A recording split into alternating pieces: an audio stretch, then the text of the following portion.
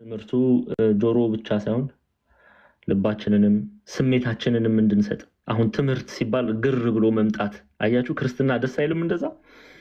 ለምሳሌ አሉ አሁን እንደዚህ በጣም ልክ ቤት ስከፍት ዘሎ የሚመጡ እነ ሄለን፣ ሄሉ፣ ሜሪ፣ ሃንዬ፣ ትትና፣ ሩት እና አሁን እነ ትትና እና ሃና እነ ሩት ከጥንት ጀምሮ እንግዲህ እዚህ ቲክቶክ ላይ አይ ቲንክ አስተምርና እንግዲህ ሐዋርያት ስራን ሙሉ አመት ቁጭ ብለው ሲማሩ የነበሩ ለእግዚአብሔር ቃል ያላቸውን ፍቅር ተመልከቱ። ልክ ይሄ ቤት ሲከፈት በቃ ሮጦ ነው የሚመጡት። በቃ ትምህርት እንደሆነ ያውቃሉ። እውነተኛ ፍቅር በውስጣቸው ስላለ ለእግዚአብሔር ቃል እውነተኛ ፍቅር በውስጣቸው ስላለ ሲመጡ ታያላችሁና እንዲህ አይነት ማንነትን ብንላበስ ጥሩ ነው። እነ ሎዛም ዛሬ መታችኋል። ዛሬ ብቻ ሳይሆን እንግዲህ ቤተኛ መሆን አለባችሁ። ኦኬ አይ ቲንክ አቴንዳንስ መውሰድ መጀመር አለብን መሰለኝ። ሃንዬ ምን ይመስልሻል?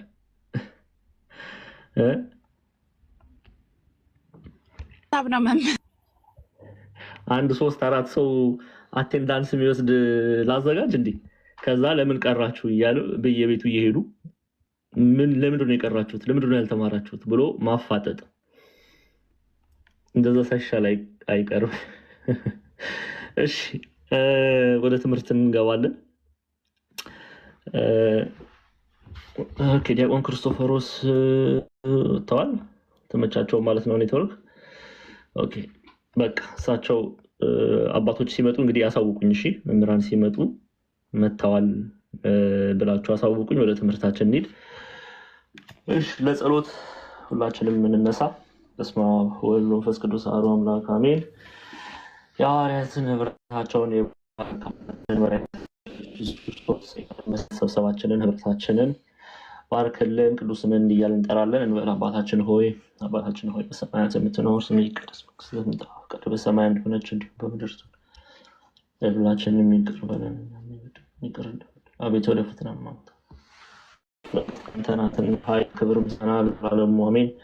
እመቤታችን ቅድስት ንጽሕት ድንግል ማርያም ሆይ በመልአኩ በቅዱስ ገብርኤል ሰላምታ ሻለን፣ በሐሳብሽ በሥጋሽም ድንግል ነሽ። የአሸናፊ የእግዚአብሔር እናት ሆይ ሰላምታ ላንቺ። ከሴቶች ሁሉ ተለይተሽ አንቺ የተባረክሽ ነሽ፣ የማኅፀንሽ ፍሬ የተባረከ ነው። ቅድስት ሆይ ደስ ይበልሽ፣ ልዑል እግዚአብሔር ከአንቺ ጋር ነውና ወደደው ልጅሽ ከጌታችን ከመድኃኒታችን ከኢየሱስ ክርስቶስ ዘንድ ይቅርታና ምሕረት ለምኝልን ኃጢአታችንን ያስተሰርይልን። ክብር ምስጋና ይሁን አንድ አምላክ ለሚሆን ወወልድ ወመንፈስ ቅዱስ ለዘላለሙ አሜን። እሺ ዛሬ ምዕራፍ 6ን እንጨርሳለን። እግዚአብሔር አምላክ የተመሰገነ ይሁን። ምዕራፍ 6 ፍጻሜውን የምናይ ይሆናል። የሚያስተምረን መንፈስ ቅዱስ ነው። እግዚአብሔር አምላክ ነው። ሁላችሁም እስከ ትምህርቱ ፍጻሜ አብራችሁኝ እንድትቆዩ አደራ እላለሁ።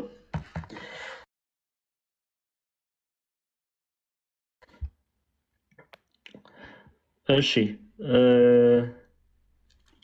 ዮሐንስ ራዕይ ምዕራፍ 6 ፍጻሜውን ነው ዛሬ የምናየው። እሺ ፍጻሜውን ነው የምናየው። አንዴ ቆይ። መልካም። እሺ ይሰማል አይደለ? ስልክ መጥቶ ነበርና እንዳይቆራረጥ በደንብ ይሰማል ድምጼ? አንዴ ትህትና ሩት ፐርፌክት። መልካም። እሺ ከትምህርቱ ፍጻሜ በኋላ አንድ 5 ደቂቃ ፈልጋቸዋለሁ። ስለዚህ ማንም ሰው እንዳይወጣ እሺ። ሐዋርያዊ ተልኮ የሚላኩ ብዙ ሰዎች አሉና 5-10 ደቂቃ እንዳትወጡ አደራ። እሺ በባለፈው ያቆምነው 4ቱን ማህተም አይተን ነው። አይ ቲንክ ስንት ይመስለኛል ያየ ነው። ከዛሬ ከቁጥር 9 ነው የምንቀጥለው ማለት ነው። ከቁጥር 9 ነው የምንቀጥለው። ሐዋርያት ሥራ ምዕራፍ 6 ዛሬ እንጨርሳለን። ምዕራፍ 7ን የሚቀጥለው ሳምንት ያልቃል ማለት ነው። ምዕራፍ 7ን የሚቀጥለው ሳምንት እንጨርስና ምዕራፍ 8ን ከመጀመራችን በፊት ፈተና ይሰጣል ማለት ነው። ፈተና ይኖራቸዋል። ስለዚህ እሱን እንድታስተውሉ አደራ ማለት እንወዳለሁ። እሺ ከምዕራፍ 6 ቁጥር 9ን ከመጀመሪያ በፊት ክፍል 1 ላይ በተለይ ስለ አራቱ ማህተም በተፈቱ ጊዜ በፈረስ አምሳል የተገለጹት ምንድናቸው የሚለውን ሐሳብ በደንብ ተረድታችኋል ብዬ ተስፋ አደርጋለሁ አይደለ? እዛ ላይ ማብራራት ይጠበቅብኛል። አይ ቲንክ ነጭ ፈረስ፣ በቀይ ፈረስ፣ በጥቁር ፈረስና በአረንጓዴ ፈረስ የተገለጡት ራእይ ምን ያሳያል የሚለው ሐሳብ ግልጽ ነው አይደለ? ክርስቲያኖች ግልጽ ነው አይደለ? እዛ ላይ ብዙ ጊዜ ማጥፋት ያለብኝ አይመስለኝም። ግልጽ ነው። ኦኬ። ድንገት ትምህርቱን ያልሰማችሁ ካለ አይ ቲንክ ቴሌግራም ሪኮርድ አለ። ምንድነው ሀኒ የቴሌግራም ስሙን ንገሪያቸው መለስ ብለው እንዲያደምጡት። በክርስቶስ ክርስቲያን ነው የሚለው ግሩፕ። በክርስቶስ ሀናን አናግሯትና በጣም ጥሩ። እሺ ሀናን አናግሯትና እሷ ቴሌግራም ግሩፑን ትሰጣችኋለች። እዛ ቴሌግራም ግሩፕ ላይ በመግባት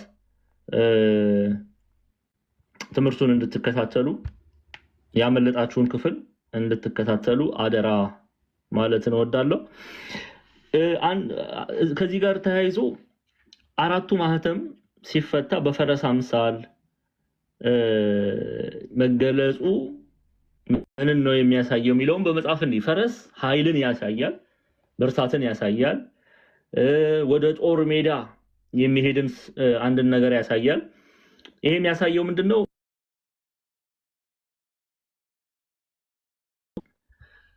ይሄ የሚያሳየው ምንድነው? በቤተክርስቲያን ላይ የሚመጣውን ውጊያ በተለይ ይሄ ራዕይ ምዕራፍ 6 የቤተክርስቲያንን ስደት መከራ የሚያሳይ ከመሆኑ አኳያ በፈረስ አምሳል ሲገለጽ እናያለን። አህያ ምሳሌዋ የሰላም ምሳሌ ናት። ኦኬ ለምሳሌ ዘካርያስ 9 ላይ ብናይ የሰላም ያለቃ የተባለው መራችን ኢየሱስ ክርስቶስ በአህያ በውርንጫይቱ ላይ መሆኑ የሚያሳየው ሰላምን መስበኩን፣ ሰላምን ይዞ መምጣቱን የሚናገር ክፍል ነው። በፈረስ ሲሆን ግን ደግሞ ኃይል፣ ጦር፣ እነዚህ ነገሮች ከራዩ ጋር ተያያዥነት አለው።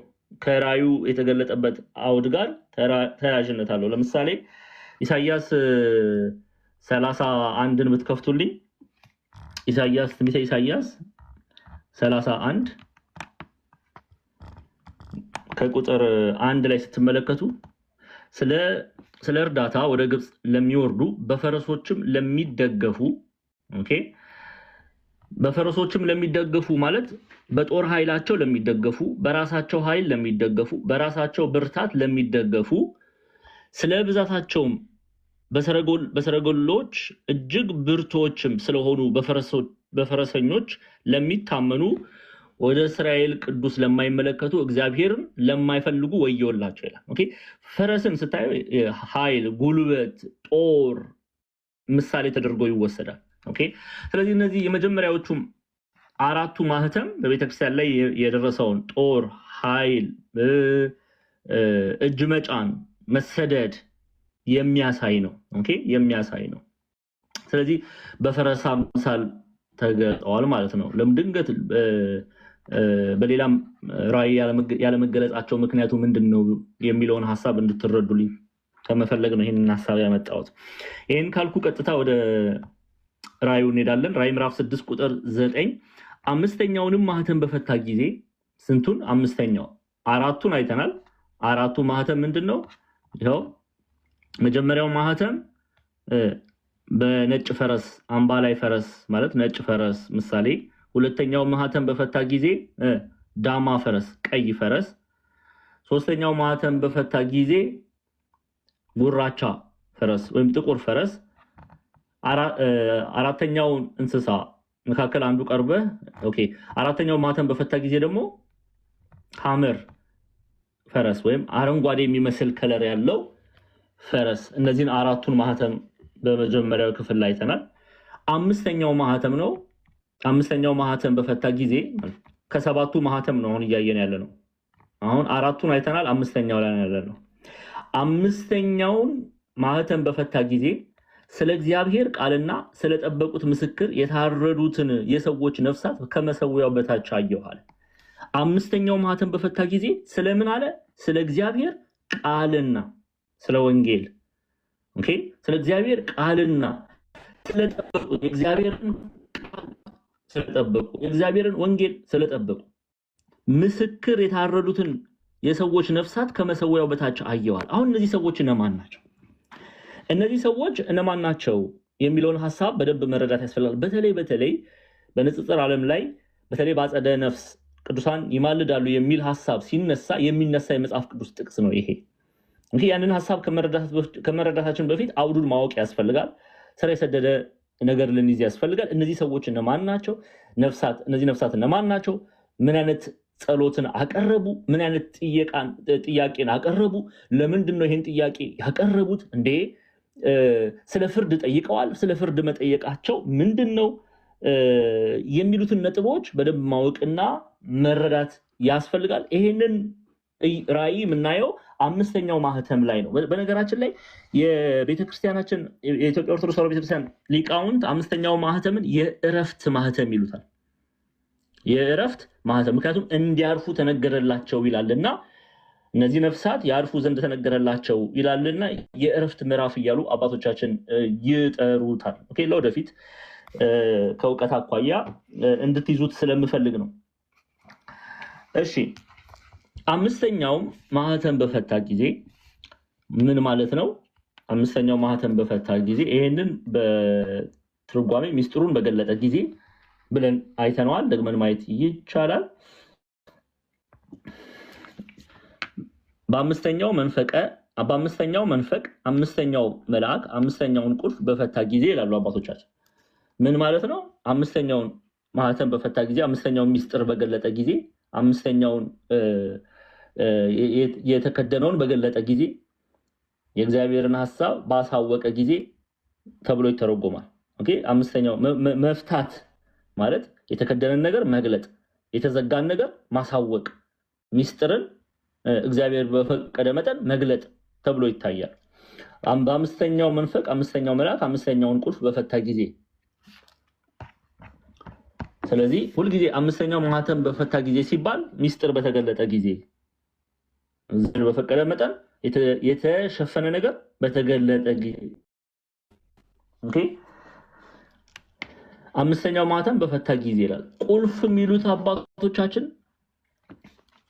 ቁልፍ የሚሉት አንድ ነገር ተዘግቶ ተቆልፎ አንድ ነገር ይዘጋል፣ በር ይዘጋል። በተዘጋ በር ውስጥ በቤት ውስጥ ያለውን ሚስጥር ማየት አይቻልም። በደንብ አድርጋችሁ አስተውሉ ባካችሁ። ሌላ ብጥብጥ፣ ጭቅጭቅ፣ ንትርክ ተው። ይሄ ይጠቅማችኋል። የሚለውጥ የእግዚአብሔር ቃል ነው። በደንብ አድርጋችሁ ሚስጥሩን ተረዱ። ለምሳሌ አንድ ቤት ውስጥ በር ሲዘጋ ቤት ውስጥ ያለው ነገር ይታያል አይታይም? መልሱልኝ። ይታያል አይታይም?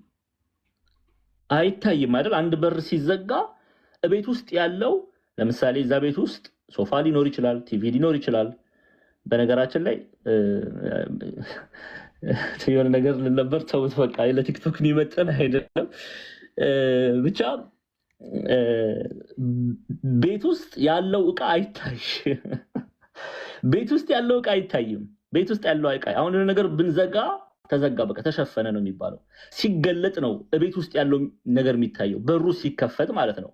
የበሩ ቁልፍ ይቆልፋል። በሩን ቁልፉን ወሰደ ሲል በሩን ከፈተ፣ ሚስጥሩን ገለጠ፣ ሚስጥሩን አሳየ ተብሎ ይተረጎማል። ለዛ ነው አባቶቻችን አምስተኛው መንፈቅ አምስተኛው መልአክ አምስተኛውን ቁልፍ በፈታ ጊዜ አራቱን አይተናል። አራቱ ሚስጥራት እነማን ናቸው? ይኸው ነጭ ፈረስ፣ ቀይ ፈረስ፣ ጥቁር ፈረስ፣ አረንጓዴ ፈረስ። ሚስጥራቸውን በክፍል አንድ ተመ አሁን አዲስ ራእይ ነው የምናይ። ገባችሁ አይደለ? አዲስ ሚስጥር፣ አዲስ በር ነው የተከፈተ። ለዛ ነው አምስተኛው መንፈቅ አምስተኛው መልአክ አምስተኛው ቁልፍ በፈታ ጊዜ ይላል። ከኔ ጋር ናቸው አለ ክርስቲያኖች። ወልደ ሰማዕት እግዚአብሔር ይስጥልን። ጊፍት የምትሰጡ እግዚአብሔር አምላክ ያክብርልን፣ ለቤቱ ይረዳልና። እሺ በአምስተኛው መንፈቅ አምስተኛው መልአክ አምስተኛውን ቁልፍ በፈታ ጊዜ ሚስጥሩን በገለጠ ጊዜ ተብሎ ይነበባል። እሺ ሁሌ በዚህ አይነት አውድ አስተውሉ። ኦኬ መጽሐፉን በፈታ ሲባል መጽሐፍ ብቻ ታስቦ የተገለጠ የተዘጋ መጽሐፍ እንደዛረቻት ሚስጥር በገለጠ ጊዜ ብላችሁ ተርጉሙት። እሺ ሚስጥር በገለጠ ጊዜ ምን ሆነ የሚለውን ሐሳብ ነው የምናየው። እሺ እንመለስ። ይሄው አምስተኛው በፈታ ጊዜ ስለ እግዚአብሔር ቃልና ሶስት ምስክር የታረዱት የሰዎች ነፍሳት ከመሰዊያው በታች አየው። መሰዊያ የተባለ ምንድነው?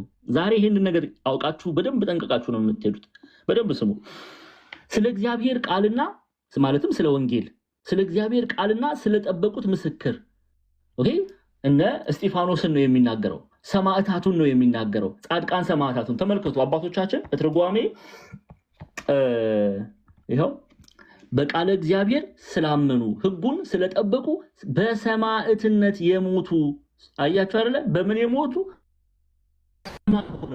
ምስክር ሆነው ኦኬ ምስክር ሆነው ለኢየሱስ ክርስቶስ መስክረው ለእግዚአብሔር መስክረው ሕጉን ጠብቀው ጻድቃን ሰማዕታትን የሚናገር ክፍል ነውና በሰማዕታት ለሞቱ ይላል። ይሄው ስለ እግዚአብሔር ቃልና ስለጠበቁት ምስክር የታረዱት ማለት የሞቱት በተለያየ መልኩ የሞቱት ታስታውሳላችሁ። ሐዋርያው ቅዱስ ጳውሎስ በዕብራውያን መጽሐፍ ላይ እንደሚናገረው ዕብራውያን 11 ላይ ዕብራውያን 11 እስቲ ከፍተን እንየው። ዕብራውያን 11 ላይ ምን ይላል? ይኸው ዕብራውያን ምዕራፍ 11 ከቁጥር 37 አብረን እናንብቦ። ይኸው ተወግረው ሞቱ፣ ተፈተኑ፣ በመጋዝ ተሰነጠቁ፣ በሰይፍ ተገድለው ሞቱ። ሁሉን እያጡ መከራን እየተቀበሉ እየተጨነቁ የበግና ፍየል ሌጦ ለብሰው ዞሩ። ለምን? ዓለም አልተገባቸውምና በምድረ በዳና በተራራ በዋሻ በምድር ጉድጓዶ ተቅበዘበዙ። ጻድቃን ሰማዕታት ለእግዚአብሔር ቃል እስከ ሞት ድረስ ታምነዋል። እስከ ሞት ድረስ ታምነዋል። ያንን ነው ራእይ ላይ አምስተኛው ማህተም ኢትዮጵያ ሊቃውንት ምንድን ነው የሚሉት? አባቶቻችን የእረፍት ማህተም ይሉታል። የእረፍት ምዕራፍ ይሉታል። ኦኬ እረፉ የሚል የሚያጽናና ቃል ተነግሮላቸዋልና የእረፍት ምዕራፍ እያሉ አባቶች ይናገራሉ። አምስተኛው ማህተም በፈታ ጊዜ ስለ እግዚአብሔር ቃልና ስለጠበቁት ምስክር የታረዱት ሲል የሞቱት እነ እስጢፋኖስን እናያለን በኋላ። የታረዱት እስጢፋኖስ በዚህ አይነት አይደል ያለፈው ሰማዕት አይደል የተቀበለው። እስጢፋኖስን እንመልከት። ሐዋርያት ሥራ የት ላይ ነው የምናገኘው ጎበዞች? የሐዋርያት መጽሐፍ ላይ ነው የምናገኘው ምዕራፍ 7። እሺ የሐዋርያት ሥራ ምዕራፍ 7 ላይ ስለ እስጢፋኖስ እንዲህ ተጽፏል። ይኸው ከመጨረሻው ላይ ታያላችሁ። ስለ እስጢፋኖስ ስለ ኢየሱስ ክርስቶስ መሰከረ። ስለ ኢየሱስ ክርስቶስ ሲመሰክር ክፉ አይሁዳውያን ሄሌኒስት ጂው የሚባለው ደግሞ ይሄ ግሪክ ላንጉጅ ተናጋሪ ግሪክ ቋንቋ ተናጋሪ በአይሁድ በዛ በኢየሩሳሌም ብቻ የሚኖሩ ሳይሆን ከሌላም ሀገር የመጡት ሳይቀሩ ነው የተነሱበት በእስጢፋኖስ ላይ።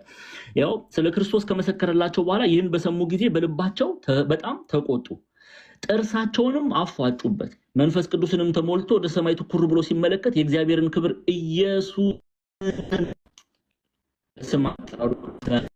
ኢየሱስንም በእግዚአብሔር ቀኝ ቆሞ አየና እነሆ ሰማያት ተከፍተው የሰው ልጅም በእግዚአብሔር ቀኝ ቆሞ አያለሁ አለ። ማን ነው ይሄን ያለው? እስጢፋኖስ።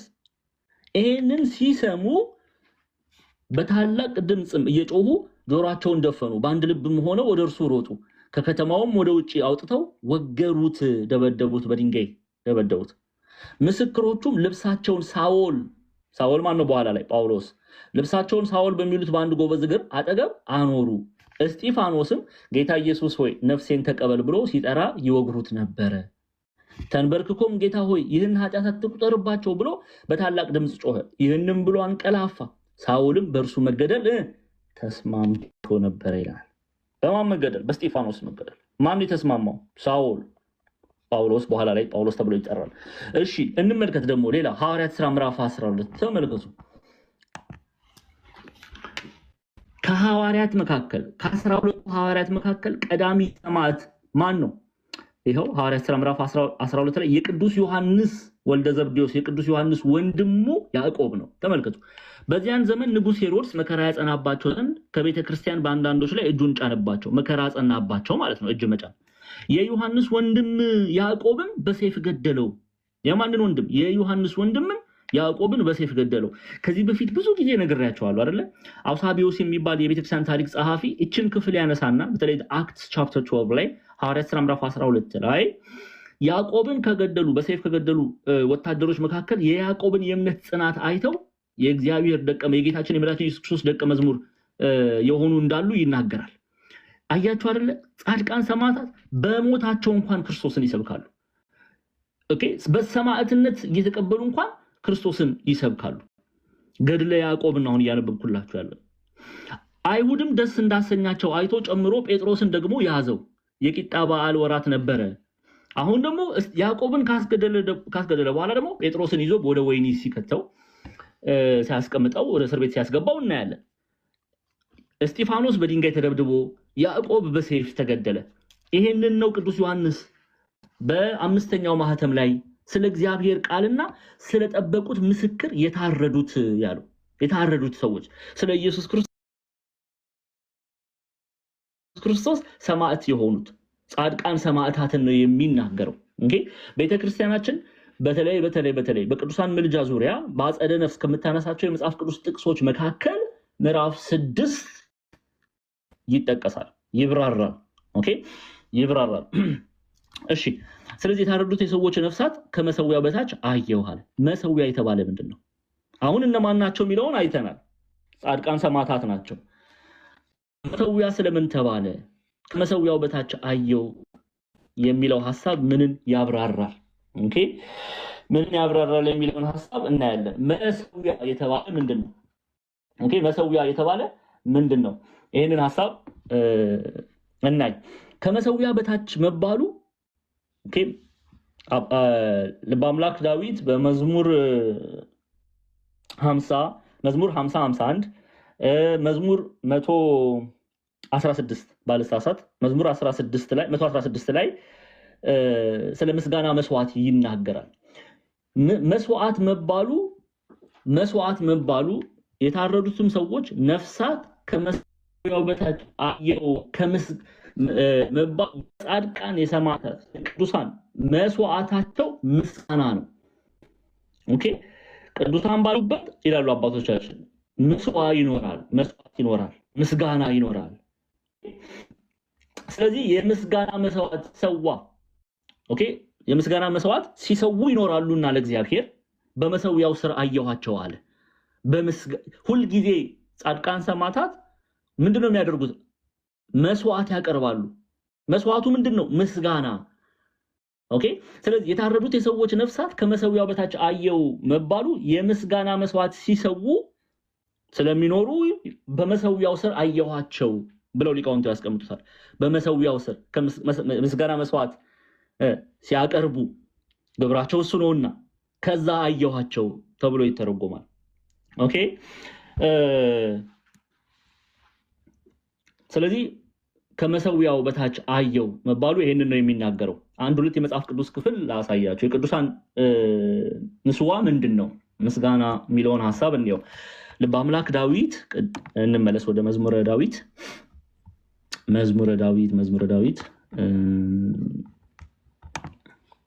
በነገራችን ላይ ጸልዩ። እሺ፣ መዝሙረ ዳዊት ቤት ስትሆኑ በቅዱሳን ስዕል ፊት ቆማችሁ እግዚአብሔርን እያሰባችሁ መስዋዕት ማቅረብ።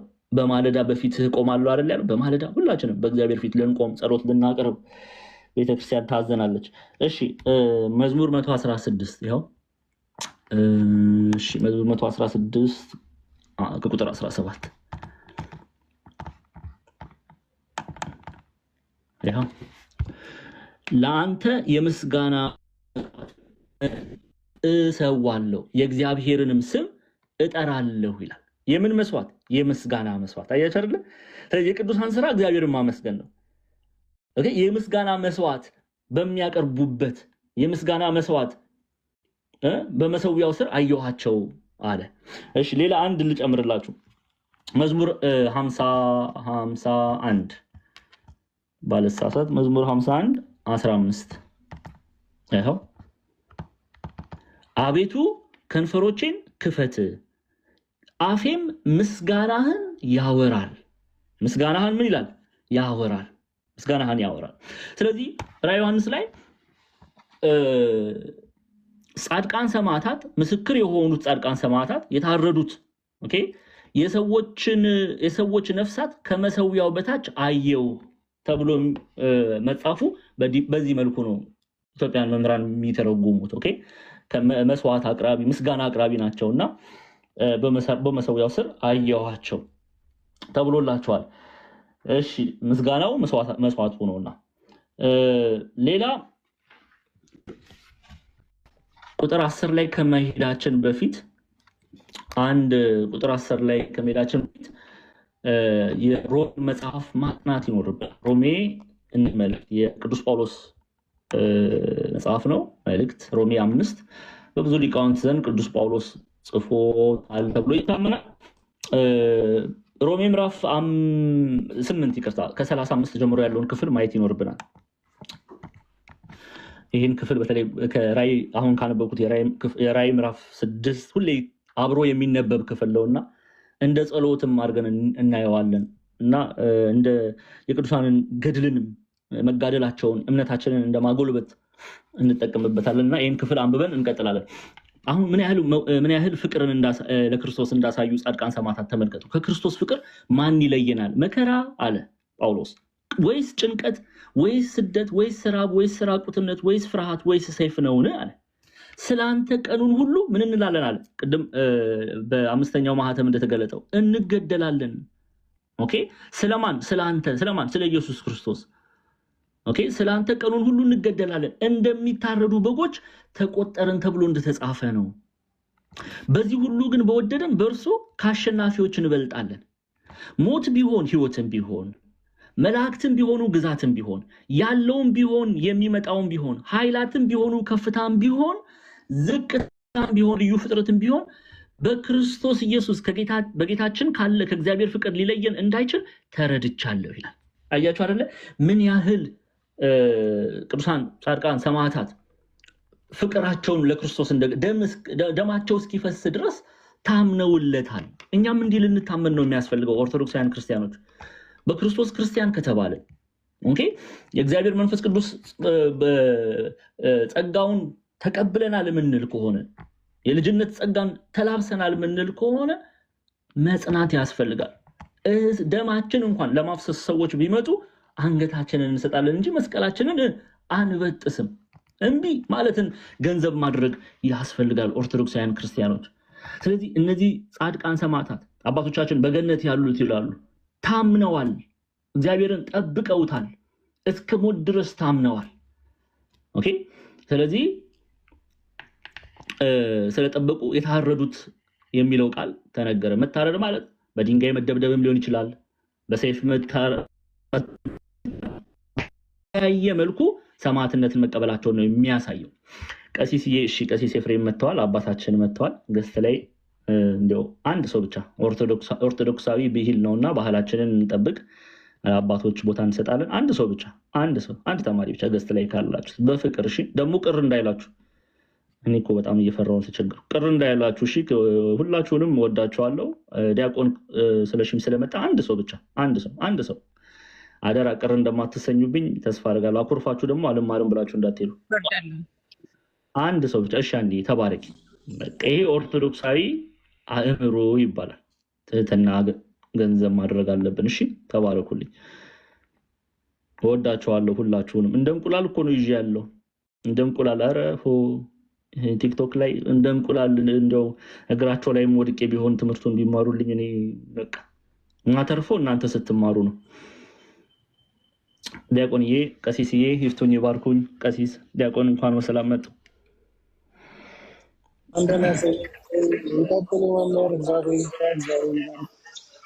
አሜን።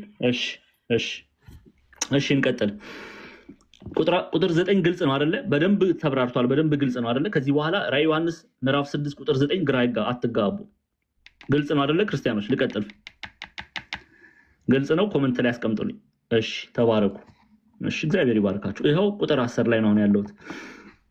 እሺ በታላቅ ድምጽም እየጮሁ አሁን በታላቅ ድምጽም እየጮሁ የተባሉት እነማን ናቸው? ጻድቃን ሰማዕታት ናቸው። በታላቅ ድምጽም እየጮሁ የሚለው የሚናገረው ለጻድቃን ሰማዕታት ላይ ነው። ኦኬ የታረዱት የተባሉት ናቸው የሚጮሁት። የታረዱት የተባሉት ናቸው እየጮሁ ተብሎ የተጻፈው። በታላቅ ድምጽ እየጮሁ ቅዱስና እውነተኛ ጌታ ሆይ፣ ቅዱስና እውነተኛ ጌታ ሆይ። ጌታችን መድኃኒታችን ኢየሱስ ክርስቶስ እግዚአብሔር አምላክ እውነት ተብሏል። እውነት ተብሏል። ይሄንን ደግሞ ቅዱስ ዮሐንስ በመልእክቱ ላይ አይተናል። አንደኛ ዮሐንስ መልእክት ቅዱስ ዮሐንስ ከተላከ መልእክት መካከል አንዴ ዮሐንስ መልእክትን መልከት እውነት ብሎ ሲጠራው እናያለን። አንዴ ጠብቁ ልክፈትላችሁ። ይሄው ሁለተኛ ዮሐንስ መልእክት ምዕራፍ 1 ሮምና ለተባለች ለአንዲት ሴትና ለልጆቿ የተጻፈ መልእክት ነው። ሁለተኛ ዮሐንስን ባጠናንበት አውድ ትርጓሜው ላይ በደንብ በስፋት ስለዚህ ሴት ተምረናል። ስሟ ማን ነው? ሮምና ትባላለች። ለሷ በላከው መልእክቱ ላይ ምን ይላል? በእኛ ስለሚኖር ከኛም ጋር ለዘላለም ስለሚሆን እውነት ይለዋል። እውነት የተባለ እግዚአብሔር አምላክ ነው፣ ኢየሱስ ክርስቶስ ነው፣ የእግዚአብሔር ቃል ነው፣ መንፈስ ቅዱስ እውነት፣ እግዚአብሔር እውነት ተብሎ ተጠርቷል። በእኛ ስለሚኖር ከኛ ከዘላለም ስለሚሆን እውነት። እውነት ለምን ተባለ? ለምንድነው? እውነተኛ አምላክ እውነተኛ ጌታ ነውና። ሐሰተኛ ጌታ ስላለ እውነተኛ ጌታ ተብሎ ተጠርቷል። እነማን ሐሰተኞች ናቸው? እነዚህስ ሐሰተኞች ናቸው። በሮማውያን ዘንድ እነ ጁፒተር ሐሰተኞች ናቸው። በላቲን እነ ዲያና እና አርጤምስ ሐሰተኞች ናቸው። አሁንም ላይ ደግሞ ሐሰተኞች አምላክንን ብለው የመጡ ጌታንን ብለው የመጡ አሉ። እነሱ ሐሰተኞች ናቸው። ኦኬ ሐሰተኞች ስላሉ ቅዱስ ዮሐንስ እውነት ብሎ ይጠራዋል። ማንን? ኢየሱስ ክርስቶስን፣ እውነተኛ ጌታ፣ እውነተኛ አምላክ። ምክንያቱም ሐዋርያት ሥራ ምዕራፍ 17 ላይ በተሰሎንቄ ቄሳርም ጌታ ተብሏልና፣ ቄሳር ጌታ ተብሏልና። ግን ጌታ ነው ወይ? አይደለም፣ ሐሰተኛ ጌታ ነው ቄሳር። እውነተኛ ጌታ ብላ ቤተክርስቲያን ትጠራዋለች? በፍጹም በፍጹም። ይሄው ተመልከቱ ሐዋርያት ሥራ ምዕራፍ 17 ይሄው። ኦኬ ሙሉን እናንተ ታነቡልኛላችሁ። ኦኬ ሙሉን እናንተ ታነቡልኛ። እኔ ከቁጥር 6 ጀምሮ ላንበቡ። ሐዋርያው ጳውሎስ በተሰሎንቄ ገብቶ ቤተክርስቲያንን ከተከለ በኋላ ነው ይሄ የሆነውና ባላገኙት ያው ሐዋርያው ቅዱስ ጳውሎስን ለመግደል ቢፈልጉ እሱን አላገኙም። ግን ለምንድነው ሊገሉት የፈለጉት የሚለውን ሐሳብ እዚሁ እንመለከታለን። ኦኬ አሁን ቅዱስ ጳውሎስን ሲያጡ ምን እንደሚሉ ተመልከቱ። ሉቃስ ምን ብሎ እንደጻፈልን ባላገኙትም ጊዜ ኢያሶንንና ከወንድሞቹ አንዳንዶችን ወደ ከተማው አለቆች ጎትተው ዓለምን ያወቁ እነዚህ ወደዚህ ደግሞ መጥተዋል፣ ኢያሶንም ተቀብሏቸዋል፣ በቤቱ አሳርፏቸዋል። እነዚህም ሁሉ ኢየሱስ የሚሉት ተመልከቱ ሌላ ንጉስ አለ እያሉ የቄሳርን ትእዛዝ ይቃወማሉ ብለው ጮሁ። የቄሳር ትእዛዝ ምንድነው? ቄሳር ጌታ ነው የሚል ትእዛዝ ነው የወጣው። አምልኮተ ሰው ማለት ነው። በተሰሎንቄ ይደረግ ነበር። ንጉስ ቄሳር ነው፣ አምላክ ቄሳር ነው፣ ጌታ ቄሳር ነው እያሉ ይጮሁ ነበር። ኦኬ ክርስቲያኖች ደግሞ ጌታ አለን፣ እውነተኛ የሆነ ጌታ አለን። ስሙ ማን ይባላል? እስቲ ስሙን ጻፉልኝ። እንደው ሰይጣን እርርድብን ይበል፣ ይቃጠል ሰይጣን። ስሙን ጻፉት እስቲ። ኢየሱስ ክርስቶስ በሉ። እንዴት ስሙ እኮ ከስሞች ሁሉ በላይ የተባለለት ስም እኮ ነው። የሚጣፍጥ ስም እኮ ነው። ስትሰሙት ራሱ እንዴት ሰላም ይሰጣል። ኢየሱስ ክርስቶስ። ክርስቲያኖች ሙንላው ፍጹም ሰው ፍጹም አምላክ ኢየሱስ ክርስቶስ ማህተሙን ሊፈታ ይገባል። አይዞ አታልቅስ አለው። ቅዱሳን ሐዋርያት፣ ቅዱሳን ነቢያት፣ ቅዱሳን መላእክት፣ በሰማይም በምድርም ያለ ፍጥረት ሁሉ የሚንበረከክለት ስም ኢየሱስ ክርስቶስ። እሱ እውነተኛ ነው፣ እውነተኛ ንጉስ፣ እውነተኛ ጌታ፣ የጌቶች ጌታ፣ የነገስታት ንጉስ፣ የአማልክት አምላክ እውነተኛ እርሱ ነው ሲል ምን አለ? ይኸው ቅዱስና እውነተኛ ጌታ ሆይ አለ። ከኔ ጋር ናችሁ ክርስቲያኖች? ኢየሱስ ክርስቶስ ቅዱስና እውነተኛ ጌታ ነው። ቅድስና የባህሪው ነው፣ የባህሪው ነው፣ ምንጭ ነው። እሱ የቅድስና ምንጭ ነው። የህይወት ምንጭ ነው። የእረፍታችን ምንጭ ነው። የሰላማችን ምንጭ ነው። የመኖራችን ምንጭ ነው። እኔና እናንተ ከሱ ተለይተን መኖር አንችልም። ማናችንም ከኢየሱስ ክርስቶስ ተለይተን መኖር አንችልም። ጻድቃን ሰማዕታት ከክርስቶስ ተለይተው መኖር አይችሉም። እናታችን ቅድስት አርሴማ ከክርስቶስ ተለይታ መኖር አትችልም። ህይወቷ ነው። ለዚህ ነው በንጉስ ድርጣድስ ፊት ምስክርነትን ተቀብላ የታረደችው፣ ሰማዕትነትን የተቀበለችው። ስለዚህ ቅዱስና እውነተኛ ጌታ ሆይ፣ አሁን ጻድቃን ሰማዕታት ነው የሚጸልዩት። የእነሱን ጸሎት ነው የምንሰማው። በታላቅም ድምፅ እየጮሁ ቅዱስና እውነተኛ ጌታ ሆይ፣ ታላቅ ድምፅ አለው። ለምን ነው ታላቅ? በኃይል ድምፅ እየጮሁ ይለዋል። አንድምታ ትርጓሜ አሳያችኋለሁ። ይኸው አንዴ ልክፈትላችሁ።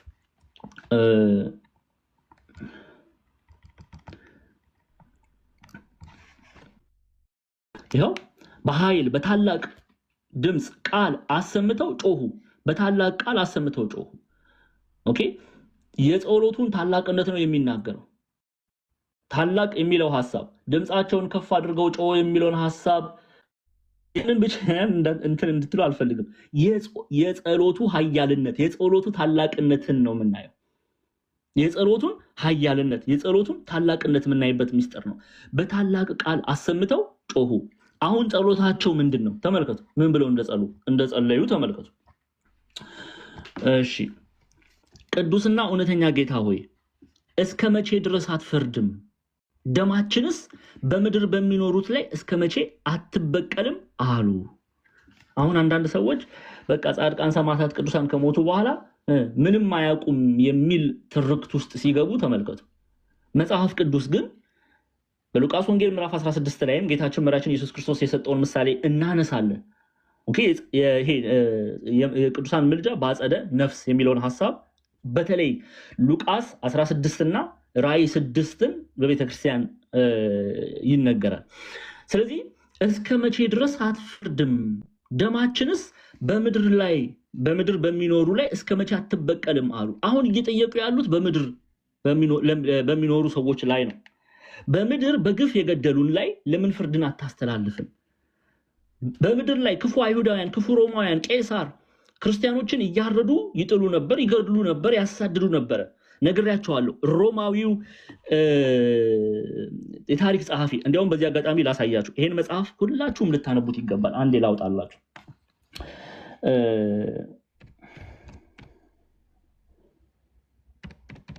አንዴ በሮም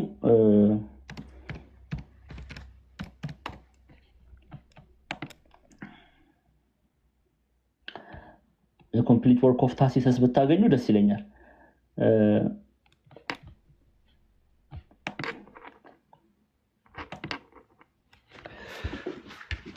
ታሲተስ ይባላል። ሮማዊ የታሪክ ጸሐፊ ነው። ኦኬ፣ ኤንሸንት ሮም ሂስትሪ የሚጽፍ ነው። ብታገኙ ኮምፕሊት ታሲተስ ኮሌክሽን ብታነቡት ደስ ይለኛል። ምክንያቱም ለምን መሰላችሁ? አንዳንድ ክፉ ሰዎች ምን ይላሉ? ለምሳሌ የቅዱሳኑን ገድል ስናነሳ፣ ታምራት ስናነሳ እናንተ ኦርቶዶክሳውያን በራሳችሁ ጽፋችሁ እንደዚህ እየጨመራችሁ እንደዚህ እያሉ በሐሰት የሚከሱ ሰዎች አሉ። ይሄ በሚዲያው የምናየው ነገር ነው። እንዲህ በእሳት ተቃጥለው በእሳት ተደብድበው እንደዚህ ቀልጠው እንደዚህ እንደ ሻማ ስንል የሚሰድቡ ሰዎች አሉ። የሉ እድሜ ለቲክቶክ ፍየልና በጉን በደንብ ለይቶ እያሳየን ነው። ኦኬ፣ ግን ይሄ ሮማዊ ታሲተስ ክርስቲያን አይደለም። ሲጀምር ክርስቲያን አይደለም። የታሪክ ጸሐፊ ነው። የሮማውያን ሂስትሪ ታሪክ ጸሐፊ ነው። በዘመኑ ክርስቲያኖች ላይ የሚደርስባቸውን በቄሳር ኔሮን የሚደርስባቸውን ታሪክ ጽፏል። ኦኬ፣ ታሪክ ጽፏል። እዛ ታሪክ ላይ ክርስቲያኖችን አቅልጠው እንደ ሻማ በእሳት ያቃጥሏቸው ነበረ።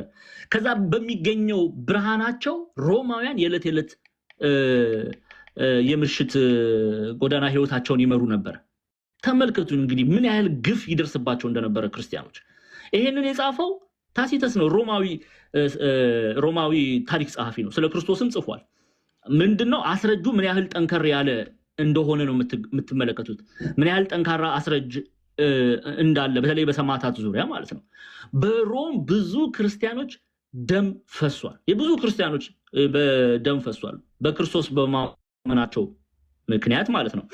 አሁን ይሄንን እንግዲህ ታሲተስ ኮምፕሊት ወርክ ኦፍ ታሲተስ ብላችሁ ፕሊዝ በተለይ ታሪክ ተማሪዎች ኮምፕሊት ታሲተስ ኮሌክሽን ሙሉን ብታነቡት የሮምን ካልቸር ባህል ታሪክ ኤቭሪቲንግ የጻፈበት ላይ ስለ ክርስቲያኖች የጻፈውን ሀሳብ ትመለከታላችሁ። ስለ ክርስቶስ የተናገረውን የጻፈውን እንትን ትመለከታላችሁ። ይሄ ምንድነው የሚረዳው ምን ያህል በዘመኑ የነበረው ሰማዕትነት ግፍ ምን ያህል የጠነከረ እንደነበረ እናይበታለን።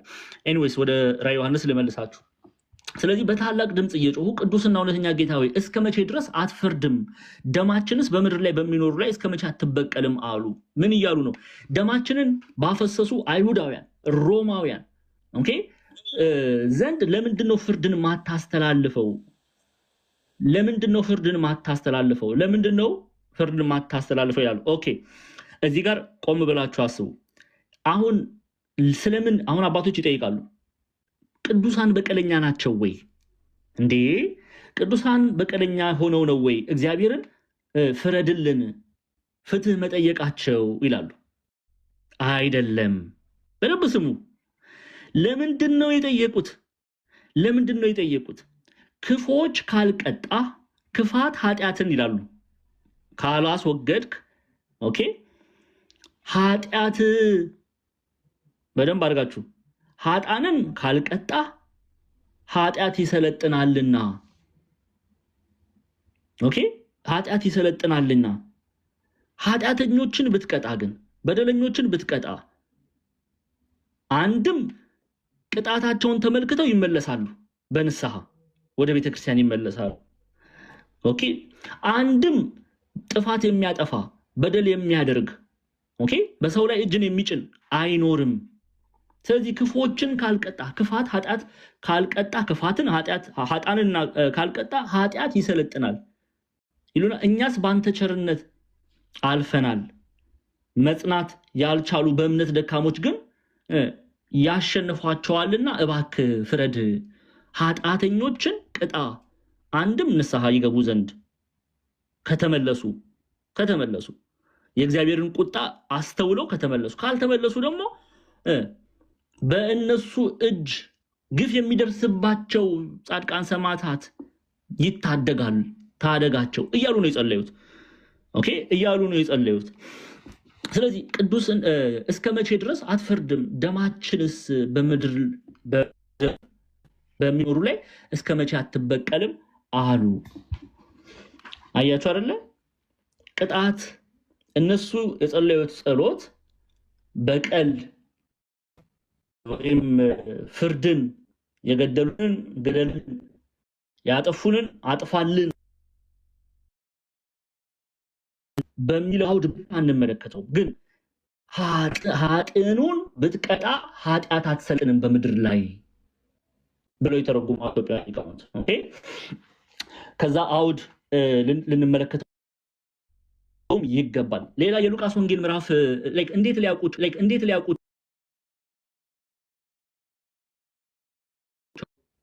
ኦኬ በደንብ አድርጋችሁ ስሙኝ። ኦርቶዶክሳውያን ክርስቲያኖች በጣም ነው የምወዳችሁ፣ ሁላችሁንም ስሙ በደንብ እንድትረዱ ፈልጋለሁ። ከመሰዊያው በታች አየው። እንግዲህ ሞተዋል፣ በአጸደ ነፍስ ነው ያሉት። ግን በምድር ላይ እነርሱ ላይ በደል ያደረጉ እንዳልተቀጡ አውቀዋል። ሌላ የሉቃስ ወንጌል ምዕራፍ 16ን እንመልከት። ለዚህ ነው ቤተክርስቲያን ጻድቃን፣ ሰማዕታት፣ ቅዱሳን በክርስቶስ አምነው በእውነት አምነው ሰማዕትነት የተቀበሉ የታረዱ በተለይ በአጸደ ነፍስ ያለ ይሄ የምልጃን አገልግሎት ከምታስረዳባቸው ምዕራፎች መካከል መጽሐፍ ቅዱስ ምዕራፎች መካከል ምዕራፍ 6 ነው። ራዕየ ዮሐንስ ምዕራፍ 6 ሉቃስ 16 ነው። ሉቃስን ደግሞ እንመልከት እሺ። ስለዚህ ያውቃሉ የሚለው ሐሳብ ከዚህ ጋር ከነዚህ ሁለት የመጽሐፍ ቅዱስ ጥቅስ ጋር ይያያዛል። ይሄ ብቻ አይደለም። ሉቃስ 16 ላይ የምናገኘው ታሪክ አለ፣ ተመልከቱ። የአልዓዛርን ታሪክ ነው የምናገኘው። አልዓዛር የሚባል አንድ ድሃ በቁስል ተወርሶ በደጁ ተኝቶ ነበር። ከባለጠጋውም ማዕድ ከሚወድቀውም ፍርፋሪ ሊጠግብ ይመኝ ነበር። ውሾች እንኳን መጥተው ቁስሎቹን ይልሱ ነበር። ድሃው ሞተ፣ መላእክትም ወደ አብርሃም እቅፍ ወሰዱት። አብርሃም ብሎስ የሚባል የአብርሃም እቅፍ ወሰዱት። ባለጠጋው ደግሞ ሞተና ተቀበረ። በሲኦልም በስቃይ ሳለ አሻቅቦ አብርሃምን በሩቅ አየ፣ አልዓዛርም በእቅፉ። አሁን እርሱም እየጮኸ አብርሃም አባት ሆይ ማረኝ፣ በዚህ ነበልባል እሰቃያለሁ፣ የጣቱንም ጫፍ በውሃ ነክሮ መላሴን እንዲያበርድልኝ አልዓዛርን ስደድልኝ አለ። አብርሃም ግን ልጄ ሆይ አንተ በሕይወት ሳለ መልካም እንደተቀበልክ አስብ፣ አልዓዛርም እንዲህ ክፉ። አያችሁ፣ አብርሃም ያውቃል። አብርሃም በምድር ላይ ይህ ባለጸጋ በምን አይነት የህይወት ሰልፍ ይመላለስ እንደነበረ ያውቃል። ስለዚህ በህይወት ሳለ መልካም እንደተቀበልክ አስብ፣ አልዓዛርም እንዲሁ ክፉ። ማለት ምን ማለት ነው? በምድራዊ ህይወት ላይ በስጋ ያላቸውን ህይወት ነው እያቀረበ በንጽጽር እየተናገረ ያለው አብርሃም። ከዛ ቀጠለና አሁን ግን እርሱ በዚህ ይጽናናል፣ አንተም ትሰቃያለህ። እንዴ በደለኛ ኃጢአተኛ ነበርክና ምጽዋትን አላደረክምና አንተ ትሰቃያለህ። አብርሃም በዚህ ይቅርታ፣ አልዓዛር በዚህ ይጽናናል። ከዚህም ሁሉ ጋር ከዚህ ወደ አንተ ሊያልፉ የሚፈልጉ እንዳይችሉ ወዲያ ያሉ ደግሞ ወደኛ እንዳይሻገሩ በእኛና በእናንተ መካከል ታላቅ ገድል ተደርጓል አለ።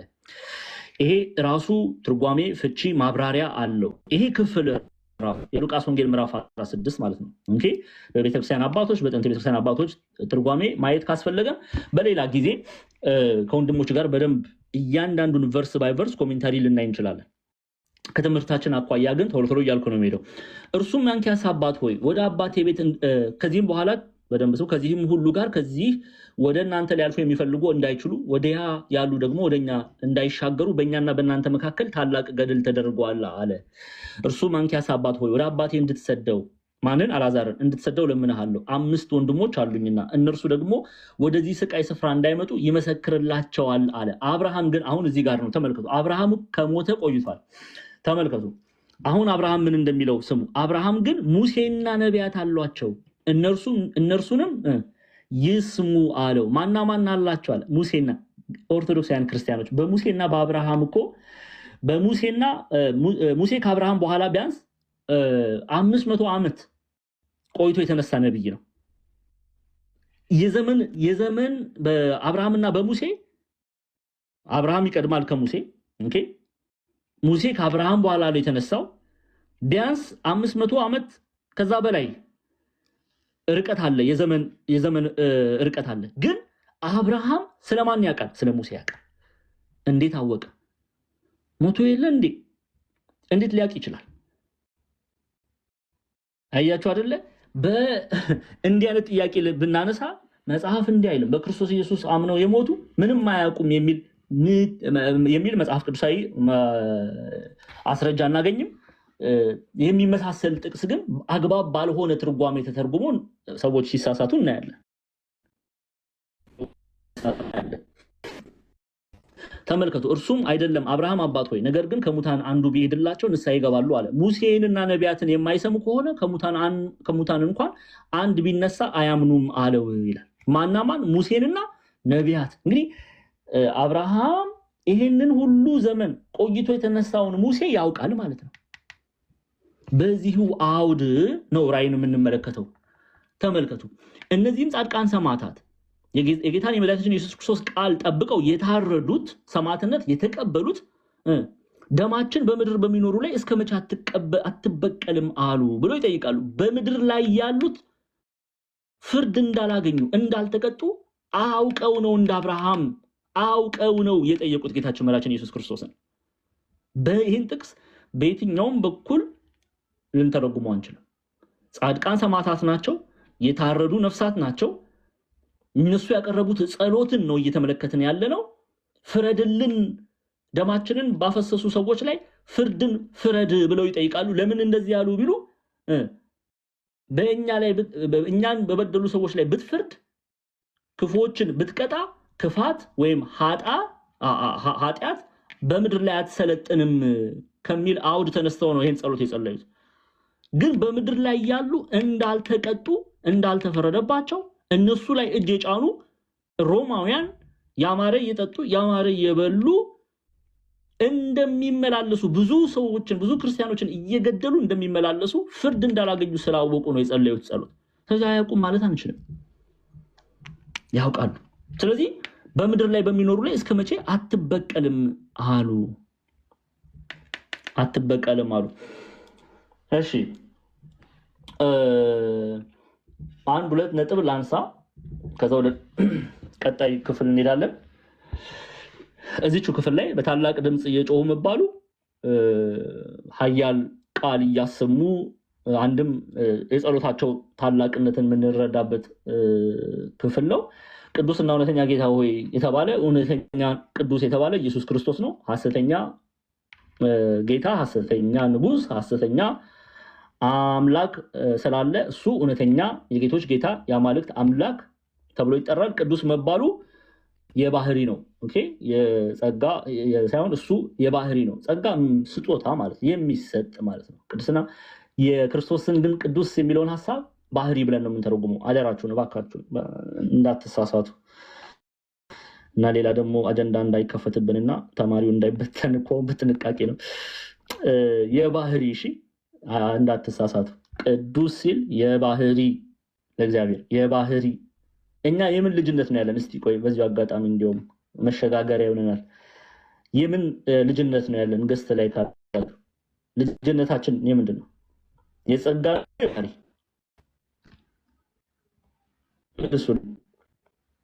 ቅዱሱን የጸጋ ነው የባህሪ የጸጋ ልጅነት ተባረኩ።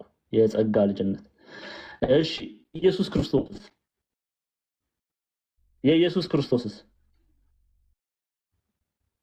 ክርስቶስስ ጎበዞች፣ አይደለም የኢየሱስ ክርስቶስ የጸጋ የባህሪ ነው። አስተካክሉ። የባህሪ ነው፣ የሚሰጠው ሳይሆን የሆነ ነው። የልጅነት የጸጋ እኛ ተሰጥቶን ነው። በእርሱ በልጁ በኢየሱስ ክርስቶስ አማካኝነት ተሰጥቶን ነው ለኛ። ኢየሱስ ክርስቶስ ትልቅ ጥንቃቄ አድርጉ። የባህሪ ነው፣ ልጅ ነው፣ የባህሪ ልጅነት ነው፣ የሆነ ነው እንጂ የሚሰጠው አይደለም። እነዚህ ነጥቦች በደንብ አድርጋችሁ ያዙ።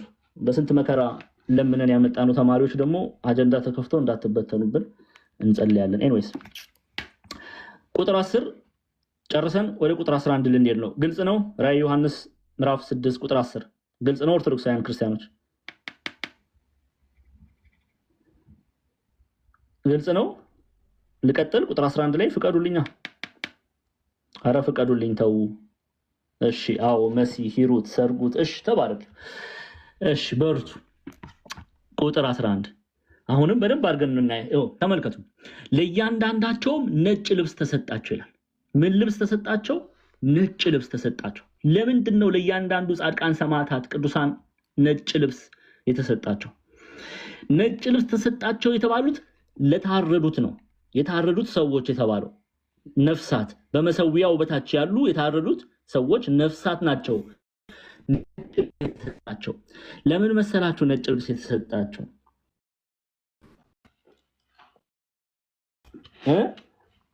ራዕይ ዮሐንስ ምዕራፍ 3ን ማጥናት ያስፈልጋል። አቲንክ ረስታችሁታል። ባትረሱት ደስ ይለኛል። ግን ራዕይ ዮሐንስ ምዕራፍ 3 ቁጥር 5 ተመልከቱ። ምን የነሳው ነው ነጭ የሚጎናጸፈው? ነጭ የሚጎናጸፈው መስኩር ድል የነሳው እንዲሁ በነጭ ልብስ ይጎናጸፋል። አቤት ይሄን ነጭ ልብስ የሚያለው ድል ነስታችኋል። ዓለምን ድል ነስታችኋል። ሰይጣንን ድል ነስታችኋል። አሳዳጆቻችሁን ድል ነስታችኋል ሲል ነጭ ልብስ ተሰጣቸው። ነጭ ልብስ መጽሐፍ ቅዱስ በቤተክርስቲያን ነሺዎች የንጽህና በኃጢአታችንን በንስሐ ስናጥብ በነጭ ልብስ ምሳሌ ይመሰላል። ይሄ የፒውርነስ የንጽህና የድል አድራጊነት ምሳሌ ነው። ነጭ ልብስ የድል አድራጊነት ምሳሌ ነው። ለምሳሌ አስረጅ ለምትይዙ ራዕይ 3 ዮሐንስ ራዕይ ምዕራፍ 3 ቁጥር 5 ዮሐንስ ራዕይ ምዕራፍ 19 ተመልከቱ። ቁጥር 8 ደግሞ ተመልከቱ። ይሄው ያጌጠና የተጣራ ቀጭን የተልባ እግር ልብስ እንድትጎናጸፍ ተሰጥቷል ካለ በኋላ ቀጭኑ የተልባ እግር የቅዱሳን ጽድቅ ስራ ነውና በደንብ አድርገን እንስማ። እሺ እርሱም ወደ በጉ ሰርግ እራት የተጠሩ ብፁዓን ናቸው ብለህ ጻፍ አለኝ። ደግሞም ይህ የእግዚአብሔር እውነተኛ ቃል ነው። አለኝ። የሚለብሱት ልብስ ብዙ ምሳሌ ያለው ጠቃሚ ሰማዕታት ልብሳቸው ነጭ ሲለብሱ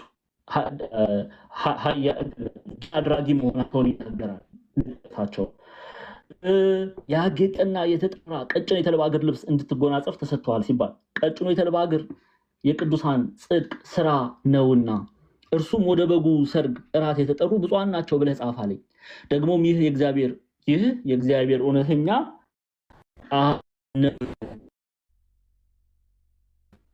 ሰግድለት ፋው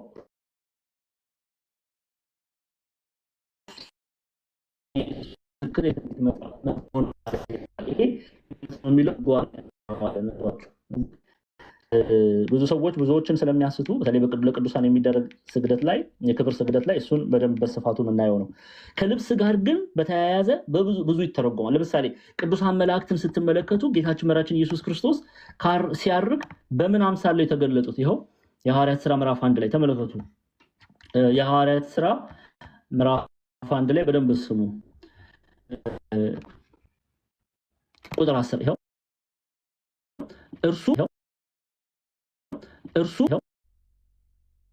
እርሱ በሷለ ነጫጭ ልብስ። ለምንድን ነው ነጫጭ ልብስ የለበሱት? እነሱም በእግዚአብሔር ቅዱሳን መላእክትም ድል አድራጊዎች እንደሆኑ የሚናገር ንጹሐን መሆናቸውን የሚናገር ነው። ነጭ ልብስ ኦኬ። ብዙ ቦታ ልናይ እንችላለን። ልብስ ጋር ተያያዥነት ያለ ብዙ ሚስጥር አለ፣ ትርጉም አለ። ስለዚህ ነጭ ቅድምም እንዳየነው ነጭ ልብስ መልበስ ድል ማድረግን የንጽህናን ውበትን የሚናገር ክፍል ነው። ኦኬ ውበታችን ማን ነው? ኢየሱስ ክርስቶስ። ኦኬ ከኃጢአት መታጠባችንን ነጭ ልብስ ልበሱ ሲል ንስሐ ግቡ ተብሎም ይተረጎማል። ንስሐም ግቡ ተብሎም ይተረጎማል። ቤተክርስቲያናችን አንድምታ ትርጓሜ ብሩህ ልብስ አባቶቻችን ያው ደግመን እናየዋለን።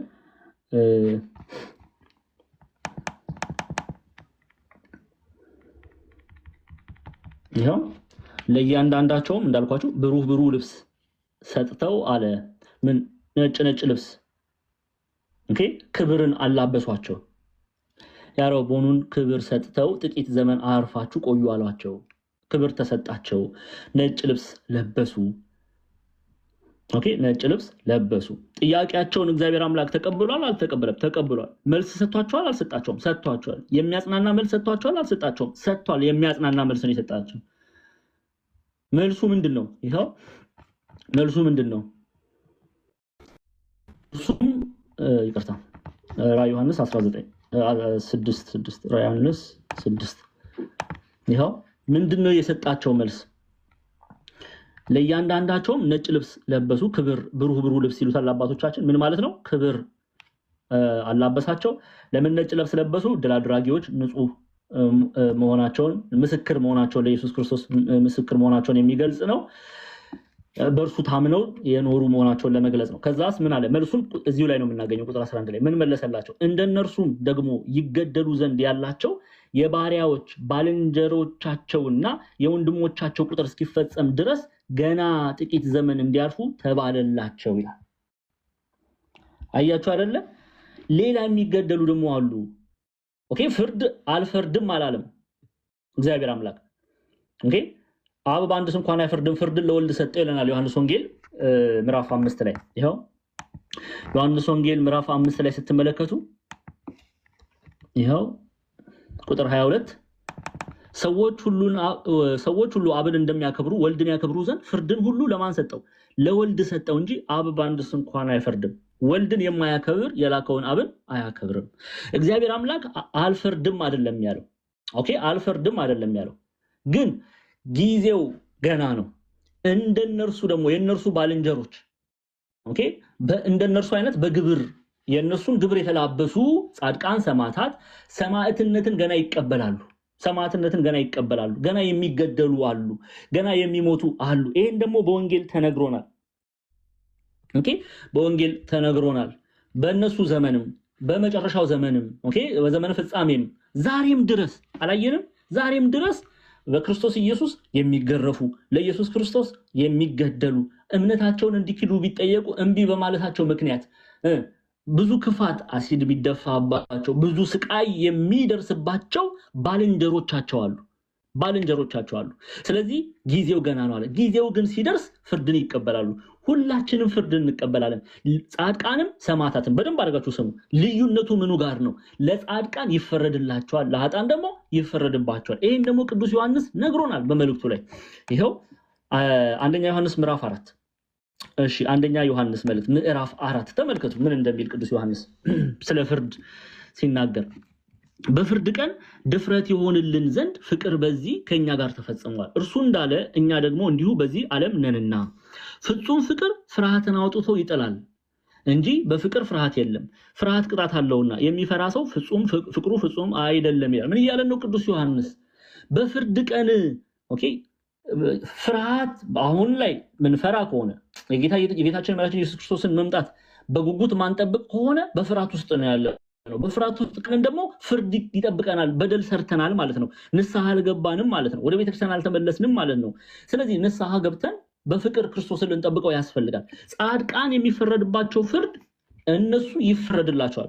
ኑ የአባቴ ብሩካን ዓለም ከተዘጋጀ በኋላ የተዘጋጀላችሁ መንግስተ ሰማያት የአባቴን ቤት ርስት ውረሱ፣ በልጁ በኢየሱስ ክርስቶስ ወራሾች ይሆናሉ ጻድቃን ሰማዕታት። ይሄ ራሱ ተብሎ ይጠራል። ፍርድ ይፈረድላቸዋል። ኦኬ ቅድም እንዳያችሁት ራእይ 6 ላይ እንዳያችሁት የገደሏቸው ያሳደዷቸው የበደሏቸው ኦኬ እነሱ ሁሉ ይፈረድባቸዋል። ደግሞ ኃጥአን ደግሞ ምን ይሆናል? ይፈረድበታል። ሂዱ አላቃችሁም የሚለው የጌታ ቃል ይሰማሉ። ስለዚህ ከእግዚአብሔር መንግስት ይርቃሉ። ከሲኦል ወደ ሲኦል ወደ ገሃነመ እሳት ምን ማለት ነው? ከእግዚአብሔር መንግስት ይርቃሉ ማለት ነው። ፍርድም ተብሎ ይጠራል። ፍርድ ተብሎ ይጠራል። ስለዚህ በራእይ ዮሐንስ ላይ እንመለስ። ወደ ራእይ ዮሐንስ ላይ መልካም የሚያጽናና ቃል ነው የተነገረላቸው። ጸልየዋል፣ ለጸሎታቸው መልስ አግኝተዋል። ያ መልስ ምንድነው? ጊዜው ገና አልደረሰም። ፍርድ አያገኙም አይደለም ያለው፣ ገና አልደረሰም። ለምን? ሌሎች የሚሞቱ አሉ፣ ሌሎች ሰማዕትነትን የሚቀበሉ አሉ፣ ሌሎች የሚታረዱ አሉ። ስለዚህ እንደነርሱ ደግሞ ይገደሉ ዘንድ ያላቸው የባሪያዎች ባልንጀሮቻቸውና የወንድሞቻቸው ቁጥር እስኪፈጸም ድረስ ገና ጥቂት ዘመን እንዲያርፉ ተባለላቸው። ኦኬ አገልጋዮች አሉ የሚታረዱ ሰማዕትነትን የሚቀበሉ። ስለዚህ ጥቂት ዘመን እንዲታገዙ ተባለላቸው እንጂ ጸሎታቸው በዜሮ አልቀረም። እንግዲህ ለእያንዳንዳቸው ነጭ ልብስ ተሰጥቷቸዋል። ይሄ ምን ማለት? ክብር ተሰጥቷቸዋል። እሺ ያው ማየት እንችላለን። ለእያንዳንዳቸው ብሩህ ልብስ ሰጥተው አለ ያረቦኑን ክቡር ሰጥተው ጥቂት ዘመን አርፋችሁ ቆዩ አሏቸው። ጥቂት ዘመን ኦኬ የዘመን ፍጻሜ ጊዜው ገና አልደረሰም፣ ጥቂት ዘመን ይቀራልና ጥቂት ዘመን አርፋችሁ ቆዩ አላቸው። ለምን ቢሉ እዛው አባቶች እንደነሱ በሰማዕትነት ይሞቱ ዘንድ ያላቸው አሉና እንደነሱ የነሱ ሰማዕትነት እስኪፈጸም ድረስ የነሱ ሰማዕትነትን እስኪቀበሉ ድረስ እንጂ ጥቂት ዘመን ጠብቁ። ይሄንን ነው ቤተክርስቲያን ራዕይ ዮሐንስ ምዕራፍ 6 5ኛው ማህተም የእረፍት ማህተም ብላ የምትጠራው የእረፍት ምዕራፍ ብላ ትጠራዋለች። አባቶቻችን በቤተክርስቲያን ይሄን ምዕራፍ ምን ብለው ይጠሩታል? 5ኛው ምዕራፍ የእረፍት ምዕራፍ። እረፉ ተብሏልና እንዲህ የሚያሳርፍ ድምፅ እግዚአብሔር አምላክ እኛንም ያሰማን። ከመለያየት እረፉ፣ ከጥላቻ እረፉ፣ ከስድቡ እረፉ። የእረፍት ምዕራፍ እግዚአብሔር አምላክ ወደ ህይወታችን ያምጣ። እውነቴን እኮ ነው ክርስቲያኖች፣ ያስፈልገናል እኮ በተለይ በዚህ ዘመን። እኔ ስለእናንተ አላቅም፣ ግን እኔ ማረፍ ፈልጋለሁ። በጣም የሚሰማው በሀገር የሚሰማው የሚወራው የሚደረገው ድርጊት ሁሉ ልብ ይሰብራል፣ ያማል፣ ያሳምማል፣ በጣም ያሳምማል። የሚሰማው ነገር ሁሉ ያሳምማልና እግዚአብሔር ሆይ የእረፍት ምዕራፍ ስጠኝ በህይወቴ በሉት እስቲ። ይሄ በእረፉ በቃ ይበላል፣ እረፍት አድርጉ እስቲ። እውነቴን ነው። እነዚህ ቅዱሳን ጸልየው እንዳገኙት እረፍት እኛም እግዚአብሔር አምላክ እረፍት ይስጠን ሁላችንን። በእንባችንን እሱ ያውቃል። እናታችን ቅድስት ድንግል ማርያም ታማልደን ትጸልይልን። ቅዱሳን ጻድቃን ሰማዕታት ይጸልዩ። ይሄ ደግሞ የቤተክርስቲያን ትምህርት ነው። ምንም እንዳትፈሩ። ቅዱሳን ጻድቃን ሰማዕታት በደንብ አድርገው ያማልዳሉ፣ በደንብ አድርገው ይጸልያሉ። እሺ እንቀጥል። ቁጥር 12 ስድስተኛው ማህተም በፈታ ጊዜ፣ አምስተኛው ማህተም ጨረስን። አንደኛው ማህተም ምንድነው? ነጭ ፈረስ። ሚስጥሩን ተምረናል። አንደኛው ማህተም ምንድነው? ነጭ ፈረስ። ኦኬ። ሁለተኛው ማህተም ቀይ ፈረስ። አንደኛው ማህተም ነጭ ፈረስ በምን ይመሰላል? በቤተ ክርስቲያን። ስለምን በቤተ ክርስቲያን ይመሰላል? ቤተ ክርስቲያን ቀስት በተባለ መስቀል ሐዋርያት ሐሰተኞችን ድል አድርገዋልና ወደ እነሱ የሚወረወረውን ፈላጻ የዳቢሎስን ፈላጻ መክተዋልና ድል አድራጊዎች ናቸውና በነጭ ይመሰላሉ። ሁለተኛው ማህተም በፈታ ጊዜ ቀይ ፈረስ በምን ይመሰላል? በቀይ ፈረስ የሚመሰለው በምንድን ነው? ቤተ ክርስቲያን ላይ የሰማዕታት ዘመን ትላለች አባቶቻችን። የሰማዕታት ዘመን ነው። በአይሁዳውያን በሮማውያን ቤተክርስቲያን የደረሰባት ፈተና፣ መከራ፣ ደም ማፍሰስ። እነ ቅዱስ ፖሊካርፐስ በሮም እነ ቅዱስ ፖሊካርፐስ በእሳት ተቃጥለው ከዛ ደግሞ በሴፍ ሲገድሏቸው፣ እነ ቅዱስ አግናጢዮስ በሮም በኮሊዚየም ከአናብስት ጋር ተጥለው ደማቸው ፈሷል። የሰማዕታት ዘመን። ጥቁር የምን ዘመን ነው? የረሃብ ዘመን። የረሃብ ዘመን ሲባል እውነተኛው ወንጌል የሚሰበክበት፣ ሰዎች ትምህርት የሚጠሉበት። በነገራችን ይሄን ሳስብ አንዳንድ ጊዜ የዚህ ዘመን ይሄ ዘመን ይሆንን እንዴ ይላል።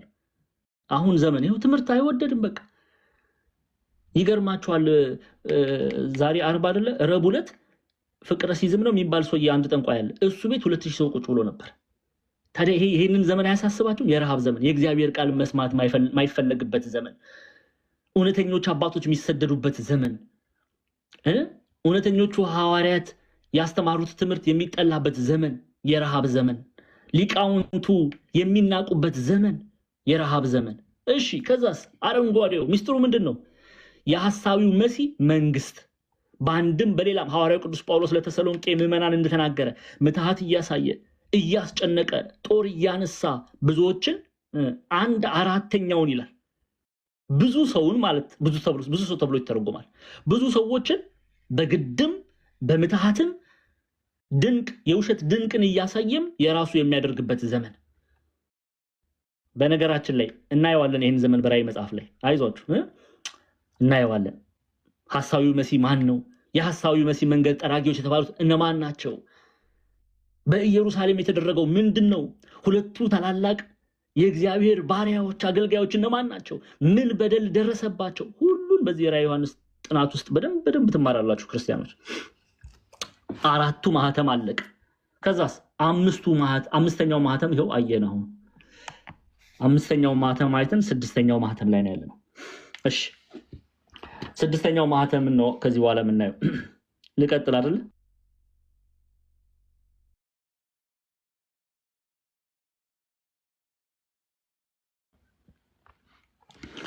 እሺ 6ኛው ማህተምን ስናጠና የማቴዎስ ወንጌል ምዕራፍ 24ን እና የጴጥሮስ መልእክትን ማጥናት ይኖርብናል። ሁለተኛ ጴጥሮስ ማለት ነው። ማቴዎስ እና ጴጥሮስን ይዘን ነው የምንሄደው። 6ኛው ማህተም ቤተክርስቲያን የፍርድ ዋዜማ ብላ ትጠራዋለች። ለምትጽፉ ሰዎች፣ አስረጅ ለምትይዙ፣ ሪኮርድ ለምታደርጉ የምን ዋዜማ? የፍርድ ዋዜማ። የፍርድ ዋዜማ ጌታችን መራችን ኢየሱስ ክርስቶስ ከመምጣቱ በፊት ያለውን ክፍል የምናይበት ነው። 6ኛው ማህተም የሚነግረን ማለት ነው። 6ኛው ማህተም በፈታ ጊዜ ይላል ማለት ነው። 6ኛውን ማህተም በፈታ ጊዜ ኦኬ። 6ኛውን በር በከፈተ ጊዜ፣ ሚስጥሩን በገለጠ ጊዜ፣ የተደበቀውን በገለጠ ጊዜ፣ የተሸፈነውን በገለጠ ጊዜ፣ የተዘጋውን በከፈተ ጊዜ፣ ቁልፉን በወሰደ ጊዜ፣ ይኸው ቀደም እንዳየነው ማለት ነው። በ6ኛው መንፈቅ 6ኛው መልአክ 6ኛውን ቁልፍ በፈታ ጊዜ አለ። 6ኛውን ስራ በሰራ ጊዜ ህልፈተ ዓለም ሆነ ይላል። አያችሁ አይደለ? 6ኛውን ቁልፍ በፈታ ጊዜ፣ ቁልፉን በከፈተ ጊዜ፣ ሚስጥሩን በገለጠ ጊዜ፣ የተዘጋውን በር በከፈተ ጊዜ እየተባለ ይተረጎማል። አሁን ፍርድ ዋዜማ ጊዜ ምን ሆነ የሚለውን ነው የምናየው ማለት ነው። አይዟችሁ እየጨረስን ነው። ትንሽ ብቻ ታገሱ። እሺ። ታላቅም የምድር መናወጥ ሆነ። አያችሁ፣ በመጨረሻው ዘመን ታላቅ የምድር መናወጥ ሆነ። ፀሐይ እንደማቅ ጠጉር ጥቁር ሆነ። የዘመን ፍጻሜ ዋዜማን ነው እያየን ያለ ነው። ስሙ። ጨረቃም በሞላው እንደ ደም ሆነ። በለስም በብርቱ ነፋስ ተናውጣ ቃሪያዋን ፍሬ እንደምትጥል የሰማይ ከዋክብት ወደ ምድር ወደቁ። የሰማይ ከዋክብት ምድር ላይ ወደቁ፣ ወደ ምድር ወደቁ። ሰማይም እንደ መጽሐፍ ተጠቅልሎ አለፈ። ሰማይም እንደ መጽሐፍ ተጠቅልሎ አለፈ። ተራሮችም ደሴቶችም ሁሉ ከስፍራቸው ተወሰዱ ይላል። ኦኬ። ከቁጥር 12 እስከ 14 ያለው አንድ ላይ ነው የሚነበበው። ስድስተኛው ማህተም በፈታ ጊዜ የፍርዱ ዋዜማ ጊዜ ምን ሆነ? ታላቅ የምድር መናወጥ ሆነ። ይህም ደግሞ በወንጌል ተነግሮናል። የማቴዎስ ወንጌል አንዴ ወደ ቅድም እንዳልኳችሁ ማቴዎስና ጴጥሮስን ይዘን ነው የምንሄደው። ማቴዎስ ወንጌል ምዕራፍ 24 ይኸው ማቴዎስ። በነገራችን ላይ ኢትዮጵያውያን ሊቃውንት የማቴዎስ ወንጌልን የመጨረሻው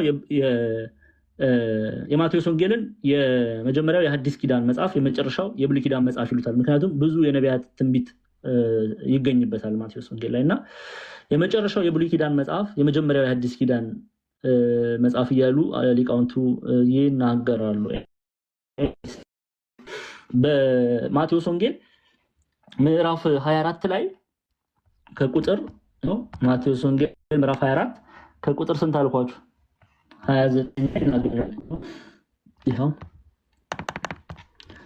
ከዚያ ወራትን መከራ በኋላ ወዲያው ፀሐይ ምን ይላል? ይጨልማል፣ ጨረቃም ብርሃኗን አትሰጥም፣ ከዋክብትም ከሰማይ ይወድቃሉ፣ የሰማያትም ኃይል ይወጣሉ።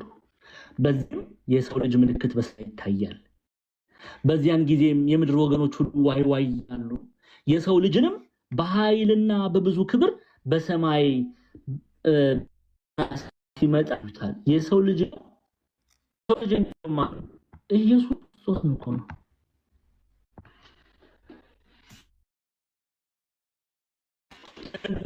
እሷ ልጅ ናት። ይቅርታ፣ እሷ ሰው ናት። አዎ 100% ሰው ናት። በዚህ ይሄ የቤተክርስቲያን ትምህርት ይሄን እንወቁ ክርስቲያኖች። እናታችን ቅድስት ድንግል ማርያም ሰው ናት፣ ፍጡር ናት። ለዚህ የሰው ልጅ ተብላለች። ይህን ለማብራራት ደግሞ ቅዱስ ጳውሎስ ይበቃናል። ገላትያ ላይ ከቅዱስ ጳውሎስ በላይ ማን ሊመሰክርልን ያስፈልጋል? ገላትያ ምዕራፍ 4 ተመልከቱ። ይሄው ነገር ግን የዘመኑ ፍጻሜ በደረሰ ጊዜ እግዚአብሔር ከሴት የተወለደውን ከሕግም በታች የተወለደውን ልጁን ላከ። ከሴት ይላታል ቅዱስ ጳውሎስ እናታችን ቅድስት ድንግል ማርያምን። ከሰው የተወለደውን የእርሷን ስጋ ነው እግዚአብሔር አምላክ ልጁ ኢየሱስ ክርስቶስ የለበሰው። ኦኬ። ስለዚህ እንመለስ።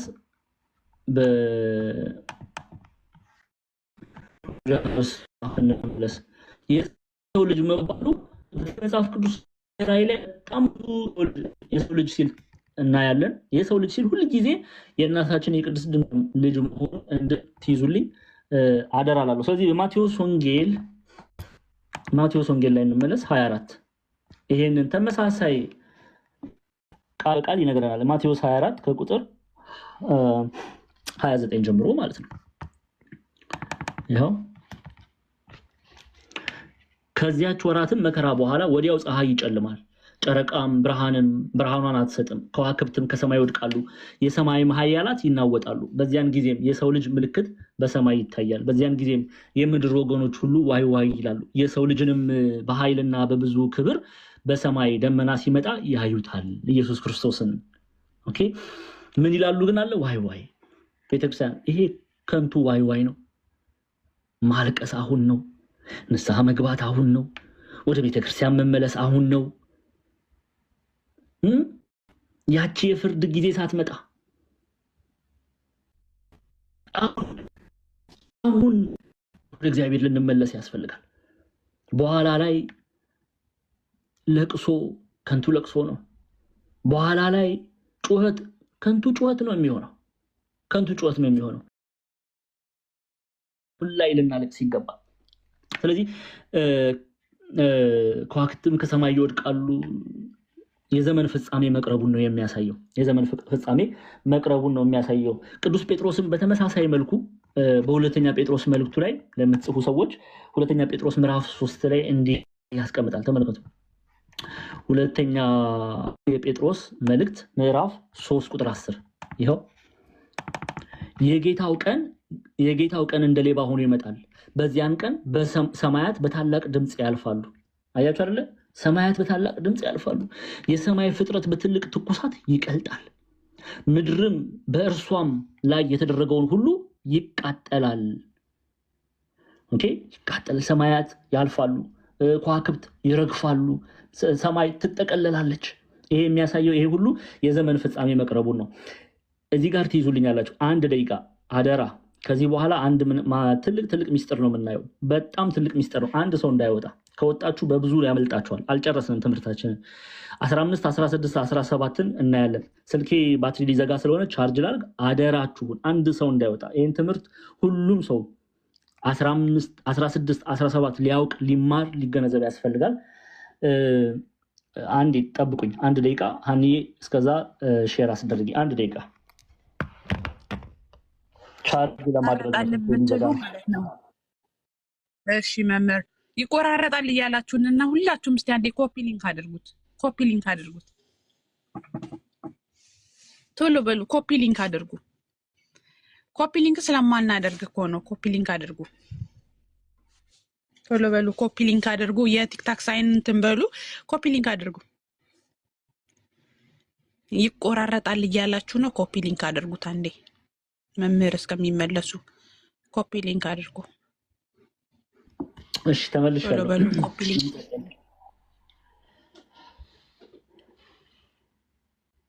እሺ እንቀጥል። ከቁጥር 15 16 ያለውን እንጨርስና እናይና እንቀጥላለን። አሁን ስሙ አንዴ።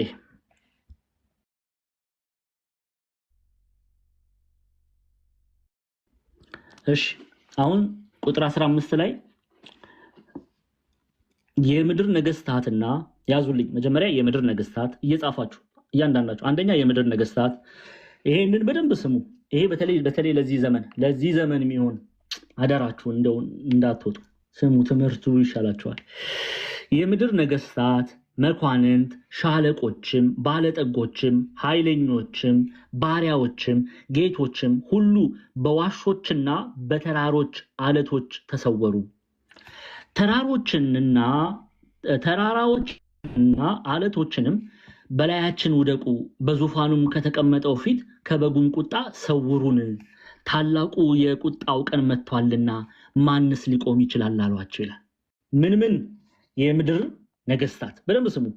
የምድር ነገስታት፣ መሳፍንት፣ አለቆች፣ ባለጠጎች፣ ታላላቆች፣ ባሪያዎች፣ ጌቶች፣ ኦኬ፣ በስልጣን ላይ ያሉ ይላሉ አባቶቻችን። በሀብት ላይ ያሉ ናቸው እነዚህ። በስልጣን በሀብት የምድር ነገስታት ናቸው። ምን ብለው ነው ግን የጠየቁት? ምን እንዳደረጉ ተመልከቱ። የዘመን ፍጻሜ ሲቀርብ ወዴት ነው የሸሹት? እነሱ ወዴት ሸሹ? እነዚህ ታላላቅ ዓለም ትልልቅ ናቸው ብላ ያጨበጨበችላቸው ናቸው የምድር ነገስታት። ኦኬ፣ የምድር ነገስታት የተባሉ መሳፍንት የተባሉ አለቆች የተባሉ ኦኬ፣ ባለጠጎች ታላላቅ ሰዎች ብላ ምድር የሾመቻቸው በዘመን ፍጻሜ ግን የሚሸሸጉበት ስላጡ ወዴት ሄዱ? ተመልከቱ። ሁሉ ያላመኑት በጌታችን በመድኃኒታችን በኢየሱስ ክርስቶስ ያላመኑት ነገስታት የተባሉ ትልልቅ ሰዎች ብላ ዓለም የሾመቻቸው ጌታችን መድኃኒታችን ኢየሱስ ክርስቶስ መምጫው በተቃረበ ጊዜ የምድር መናወጥን ሲመለከቱ የሚሸሸጉበት ቦታ ስላጡ በዋሾችና በተራራዎች አለቶች ተሰወሩ። ተራሮችና አለቶችንም በላያችን በዙፋኑ ከተቀመጠው ከበጉም ቁጣ ሰውሩን፣ ታላቁ የቁጣው ቀን መጥቷልና ማንስ ሊቆም ይችላል አሏቸው። ምን ማለት ነው? እነዚህ ታላላቅ ብላ ምድር የሾመቻቸው መሸሸጊያ አጡ። መሸሸጊያ ያጡ በዘመነ ሰማዕታት ጻድቃን ሰማዕታት ቅዱሳን አባቶቻችን ሲገርፏቸው ሲያሳድዷቸው ሰይፍ ሲያነሱባቸው ዱላን ሲያነሱባቸው ጥላቻን ሲያነሱባቸው የነበሩ የምድር ነገስታት ጌታችን መድኃኒታችን ኢየሱስ ክርስቶስ መምጫ በቀረበ ጊዜ እነርሱ የሚሸሸጉበት ቦታ አጡ። ስለዚህ ምን አደረጉ? በዋሾች በተራሮች አለቶች ስር ተራሮችን አለቶችን ሰውሩን፣ ደብቁን፣ ፍጥረትን ደብቁን፣ ተራሮችን ደብቁን፣ አለቶችን ደብቁን አሏቸው። በላያቸውም ውደቁ፣ በዙፋኑም ከተቀመጠው ፊት ከበጉም ቁጣ ሰውሩን፣ ታላቁ የቁጣው ቀን መጥቷልና ማንስ ሊቆም ይችላል በእግዚአብሔር ፊት አለው። ወደ ቀደመው ነገር እንመለስ። የቅዱስ ጳውሎስን ዕብራውያንን መጽሐፍ ከመመልከታችን በፊት አንዴ ተራሮች ሰማያት ሲጠቀለሉ የሰማይ ከዋክብት ወደ ምድር ላይ ሲወድቁ ሰማይ እንደ መጽሐፍ ተጠቅልሎ ሲያልፍ ተራሮች ደሴቶች ሁሉ ከስፍራቸው ሲወሰዱ የተመለከቱ የምድር ነገስታት ነው ይሄንን ጥያቄ የጠየቁት። የሚሸሸጉበት አጡ። ወደ ጳውሎስ ከመሄዴ በፊት አንድም ይሄ የሰማይ ከዋክብት ወደ ምድር ወደቀ የሚለው በብዙ ትርጓሜ ውስጥ እንግዲህ እንደምታውቁት አንድ ትርጓሜ ብቻ አይደለም። በቤተክርስቲያን አንድም እየተባለ በብዙ ይተረጎማል።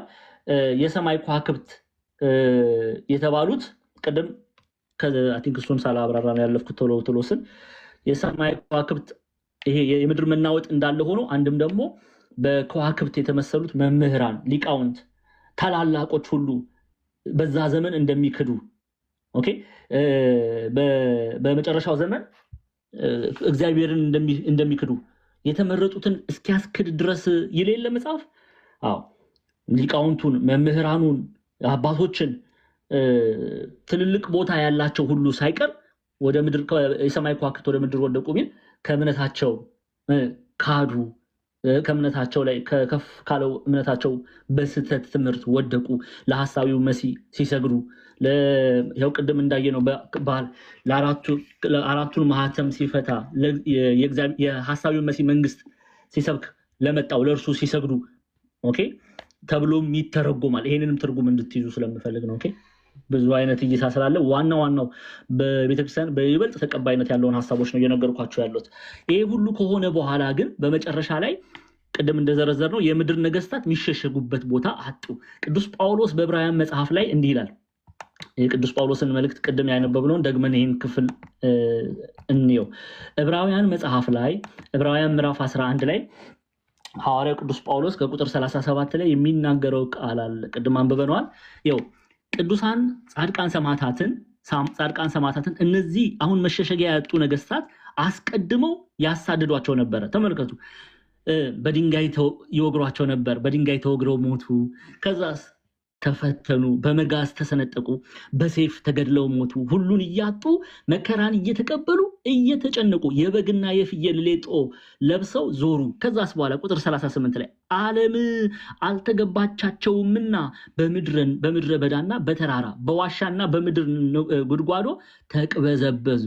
አሁን ግስ የህይወታቸው ውበት የሆነው ኢየሱስ ክርስቶስ ሲመጣ ኦኬ ጌታቸው የሆነው ኢየሱስ ክርስቶስ ሲመጣ የነገስታት ንጉስ የሆነው ኢየሱስ ክርስቶስ ሲመጣ የአማልክት አምላክ የሆነው ኢየሱስ ክርስቶስ ሲመጣ በምድር ዋሻ የሚቅበዘበዙ አሳዳጆች ሆኑ። የሚያሳድዷቸው እነሱ መቅበዝበዝ ጀመሩ። ተመልከቱ። ይሄው ነገር ተለወጠ ማለት ነው። የምድር ነገስታት መኳንንት፣ ሻለቆች፣ ባለጠጎች፣ ኃይለኛዎችም፣ ባሪያዎችም፣ ጌቶችም ሁሉ በዋሾችና በተራሮች አለቶች ተሰወሩ። ተራሮችንም አለቶችንም በላያችን ውደቁ፣ በዙፋንም ከተቀመጠው ፊት ከበጉ ቁጣ ሰውሩን፣ ታላቅ የቁጣ ቀን መጥቷል፣ ማንስ ሊቆም ይችላል አሏቸው። ሸሽተው የፍርድን ቀን ሸሽተው ያሳድዱ የነበሩ ጻድቃን ሰማዕታትን ያሳድዱ የነበሩ እነሱ በተራሮች በሸለቆች በአለቶች ውስጥ መሻፈቁ። ሸሽጉን ከእግዚአብሔር ደብቁን አሉ። አይችሉም። ፍጥረት ሁሉ የሚታዘዘው ለእግዚአብሔር። ስለዚህ ታሪኖ መጸለይ ገንዘብህ አያድንም ይላል። በነገራችን ላይ እቺ የሶፎንያስን መጽሐፍ ማጥናት ያስፈልጋል። ኦኬ ትንቢተ ሶፎንያስ ምዕራፍ 1:18 ምን ይላል መሰላችሁ? ገንዘብህ አያድንህም። እነዚህ ሰዎች ገንዘባቸው አላደናቸው፣ እውቀታቸው አላደናቸው፣ ንብረታቸው ዓለም ስላጨበጨበችላቸው አላደነቻቸውም፣ አልደበቀቻቸውም ከእግዚአብሔር። ይኸው ተመልከቱ ሶፎንያስ። እንዲያው እየቀለድኩ መስሏችሁ ነው? ይኸው አንዳንድ ሰዎቻችን ከእግዚአብሔር ቃል ይልቅ ገንዘብ የምናሳድድ፣ ከእግዚአብሔር ቃል ይልቅ እውቅናን የምናሳድድ፣ ከእግዚአብሔር ቃል እውነት ይልቅ ታዋቂነትን የምናሳድድ፣ የዓለምን ጭብጨባ የምንናፍቅ የሶፎንያስ መጽሐፍን ማንበብ ያስፈልጋል። ትንቢተ ሶፎንያስ ምዕራፍ 1:8 ተመልከቱ። ይኸው በእግዚአብሔር መስዋዕት ቀን አለቆችንና የንጉስ ልጆች ይቅርታ 18 ይኸው በእግዚአብሔር ቁጣ ቀን በደንብ ስሙ። በእግዚአብሔር ቁጣ ቀን ብራቸውና ወርቃቸው ሊያድናቸው አይችልም፣ እርሱም ይጨርሳቸዋልና ምድር ሁሉ በቅናቱ እሳት ትበላለች ይላል። ስለዚህ ሀብታም ስለሆንክ ከእግዚአብሔር ፍርድ አታምልጥ። ብር ስላለ ከእግዚአብሔር ፍርድ አታምልጥ። አዋቂ ሳትሆን ታዋቂ ስለሆንክ ከእግዚአብሔር ፍርድ አታምልጥ። ዛሬ ላይ እውነት የነገሩንን ሐዋርያት ልናሳድድ እንችላለን። ዛሬ ላይ እውነት የነገሩንን መምህራን ሰይፍ ልናነሳ እንችላለን። የእግዚአብሔር ቁጣ ሲገለጥ ግን በፊቱ አንቆምም። ተራሮች አይሸሽጉንም፣ አለቶች አይደብቁንም። በእግዚአብሔር የፍርድ ወንበር እንገለጣለን። እንደ ኖህ ዘመን የጥፋት ውሃ ሲመጣ ኖህ ንስሐ ግቡ እያለ ሲሰብክ ኖህን ይሰድቡ ነበር። በመጨረሻ ላይ ግን እግዚአብሔር አምላክ የጥፋት ውሃን ቢያመጣ ከዛ በኋላ የሚሆነው ዋይታ፣ ከዛ በኋላ የሚሆነው ለቅሶ፣ ከዛ በኋላ የሚሆነው ጩኸት አይደብቀንም። ስለዚህ ዛሬ ንስሐ መግባት፣ ከእግዚአብሔር ጋር መታረቅ፣ ወደ ቤተክርስቲያን መመለስ፣ ስጋ ወደሙን መቀበል። እንዴ የፍርድ ቀን ሲመጣ ጻድቃን እኮ ሰማዕታት እኮ በፍቅር እኮ ነው የሚቀበሉት አይደል እንዴ? ይሄ ክፍል እኮ የተጠቀሰው ለኃጥአን ነው፣ ላሳደዱት ነው፣ ለሰደቡት ነው እንጂ ለጻድቃን ለሰማዕታትማ እነሱማ የሚያጽናና ቃል ተሰጣቸው። እነሱማ ሐሴት ያደርጋሉ፣ እነሱማ ደስ ይላቸዋል። ቅዱስ ዮሐንስ እንደነገረን ይኸው በመልእክቱ ምን ያደርጋል? ቅዱስ ዮሐንስን አንሰማኛ። ይኸው በፍርድ ቀን ድፍረት ይሆንልን ዘንድ ፍቅር በዚህ ከኛ ጋር ተፈጽሟል። እርሱ እንዳለ እኛ ደግሞ እንዲሁ በዚህ ዓለም ነንና፣ ፍጹም ፍቅር አለ ፍርሃትን አውጥቶ ይጥላል እንጂ በፍቅር ፍርሃት የለም። ፍርሃት ቅጣት አለውና የሚፈራ ሰው ፍቅሩ ፍጹም አይደለም። እኛ በፍርድ ቀን ንስሐ ገብተን ስጋ ወደሙን ተቀብለን በፍቅር ነው ክርስቶስን የምንጠብቀው፣ ከእርሱ ጋር ለመኖር እየጓጓን። ሐዋርያ ቅዱስ ጳውሎስ እንዳለው ሊሄድ ከክርስቶስ ጋር ልኖር እናፍቃለሁ እንዳለ ኦኬ። የምንወዳቸውን ሰዎች ፍቅረኞቻችንን ከምንናፍቀው በላይ ልንናፍቀው ነው የክርስቶስን መምጣት። አብዛኞቻችን ግን ስለ ፍርድ ቀን ሲነገር እንደነግጣለን። ኧረ በምን እንደው እንዳይመጣ እንደው ምን አድርግ ይሆን በደሌ። ይሄ ለምንድን ነው? ፍጹም ፍቅር ስለሌለ፣ ፍርሃት ስላለን። ለምን? ያጠፋነው ጥፋት አለ፣ ንስሐ ያልገባንበት ነገር አለ፣ ከእግዚአብሔር ጋር ያልታረቅንበት ነገር አለ። ስለዚህ እንፈራለን። ፍጹም ፍቅር ደግሞ አለ ቅዱስ ዮሐንስ ቅጣት አለው፣ እንቀጣለን። ግን ጻድቃን ሰማዕታት ግን ክርስቶስ ኢየሱስን በፍቅር ነው የሚጠብቁት፣ ጓግተው ነው የሚጠብቁት፣ ከእርሱ ጋር መሆን ይናፍቃሉና እንዲፈርድላቸው ሲጠይቁ ሲጸልዩ እናያለን። እሺ ይኸው አንድ ምሳ ትርጓሜውን እንይና እንቋጫለን። ያው ሰማይም እንደሚጠቀለል ብራና ተጠቀለለች፣ አለፈች ማለት ነው። እሺ ተራራ ኮረብታም ሁሉ አለፈ፣ ነገስታቱም መሳፍንቱም ሹማምንቱም ወይዛዘሩ ባለጸጎም ገዥም ተገዥም ሁሉ በዋሻ በፍርክታ ተሸሸጉ አለፈ። እሺ ተራራው ኮረብታው ተንዶ ተጭኖ ምድር ተከፍቶ አስጥሙን አሉ። የሚያሰኝ ስለሆነ ይላሉ። በእግዚአብሔር ፍርድ የሚያሰኝ ስለሆነ የሚሉ አባቶቻችን አስባችሁታል? እንዲያው ሳንዘጋጅ ልብሳችንን ሳናጥብ ነጩን ልብስ ሳንለብስ ንስሐ ሳንገባ ስጋው ደግሞ ሳንቀበል ቤተክርስቲያንን ሁሌም ታዘን ኖረን የፍርድ ቀን ቢመጣ አይደለም ተራራ ኮረብታው ተንዶ ተጭኖ ምድሩ ተከፍቶ አስጥሙን ማለት ቀርቶ ሌላ ሳይባልም የሚያሳፍር የሚያሳዝን ታላቅ ጩኸት ታላቅ ዋይታ ነው እኮ የሚገጥመን። ስለዚህ የሚያሰኝ ስለሆነ ደብቁን ሸሽጉን አፍረዋላ። አንዳንድ ጊዜ ህፃናት ልጆች አይታችሁ የሆነ ነገር አጥፍተው ልክ ሊቀጡ ወይ ቤተሰብ ምናምን ሲመጣ ይደበቃሉ አልጋ ስር ውስጥ። እኔ ተደብቄ አውቃለሁ፣ ስለእናንተ አላውቅም። አልጋ ስር ውስጥ ተደብቄ እንዲያውም ይህን ታሪክ ልናገር። ከግቢ አትውጣ ህፃን እያለሁ ነው፣ በጣም ልጅ እያለሁ ነው። እና ከቤት አትውጣ ተብዬ እናቴ አስጠንቅቃኝ እኔ ገበያ ደርሼ እስከመጣ ከቤት እንዳትወጣ እዚህ የተጫወትክ ጠብቀኝ ተባልኩ። ከዛ እኔ ሹልክ ብዬ ወጥቼ ከጓደኞቼ ጋር ስጫወት እናቴ ከሩቅ ስትመጣ አየኋት። ከዛስ በኋላ ከብርሃን ቅጽበት አልኳችሁ ቤት ውስጥ ገብቼ አልጋ ስር ውስጥ ቤተሰብ አይቼ ሲመጡ አይቼ ልቀጣ ነዋ፣ ጥፋት አጥፍቻለሁ። ስለዚህ እጄ አልጋ ስር ውስጥ እውነተኛ ታሪክ ነው የምነግራችሁ። እኔ አልጋ ስር ውስጥ ሆኜ መሽቶ ነጋ፣ ተኛው እዛው። ቤተሰብ ተጨንቆ አማን ጠፋ ተብሎ ሲፈለግ ጎረቤት ህዝብ ተጨነው፣ እኔ ጠዋት ከአልጋ ስር ውስጥ ሹልክ ብዬ ወጣሁ። ለምንድን ነው ይሄ የሆነው? አፍሬ ነው። ቅጣት እንዳለ ስላወቅኩ ነው ይሄንን ያደረግኩት። ሰፈር፣ ጎረቤት፣ ወረዳ፣ ቀበሌ ሰው ሁሉ እስኪጨነቅ ድረስ ለምንድን ነው የተደበኩት? ልቀጣ ነው ብዬ ነዋ። ኦኬ የቤተሰቦቼን የወንድሞቼን ህግ ተላልፍ ያለው ብዬ ነው እንደዛ ያደረኩት። አያችሁ አይደለ? እነዚህ መሸሸጊያ አጡ። አንዴ ተራራውን ሸሽጉን ይላሉ፣ አንዴ አለቶቹን ሸሽጉ ይላሉ። የሚደብቁበት አጡ። ለምን? የሚያሰኝ ስለሆነ አባቶቻችን የት ይግቡ? ምድር ምን ውስጥ ይግቡ? ከእግዚአብሔር ይቻላል እንዴ? አይቻልም። ስለዚህ በመንበሩ ላይ ተቀምጦ ካለ ከሱ ከገጸ መዓቱ የተነሳ የፈሩት የደነገጡት። ይቀጥልና ከበጉም ፍርድ የተነሳ እንዲህ ያሉት ማለት ነው። ቁርጥ ፍርድ የሚፈርድባት ቀን ደርሳለችና ደብቁን አሉ፣ ሸሽጉን አሉ። አቤት! ዛሬ ላይ በየቲክቶኩ ላይ እግዚአብሔርን የሚሳደቡ፣ ዛሬ ላይ በየቲክቶኩ ላይ ቅዱሳንን የሚሳደቡ የዛን ጊዜ ጣፈንታቸው እንዲህ ነው የሚሆነው። ዛሬ ላይ ቤተክርስቲያንን የሚሳደቡ፣ ዛሬ ላይ ዘረኝነትን የሚዘሩ፣ ዛሬ ላይ ክፋትን የሚዘሩ የእግዚአብሔር የፍርድ ቀን የማይደርስ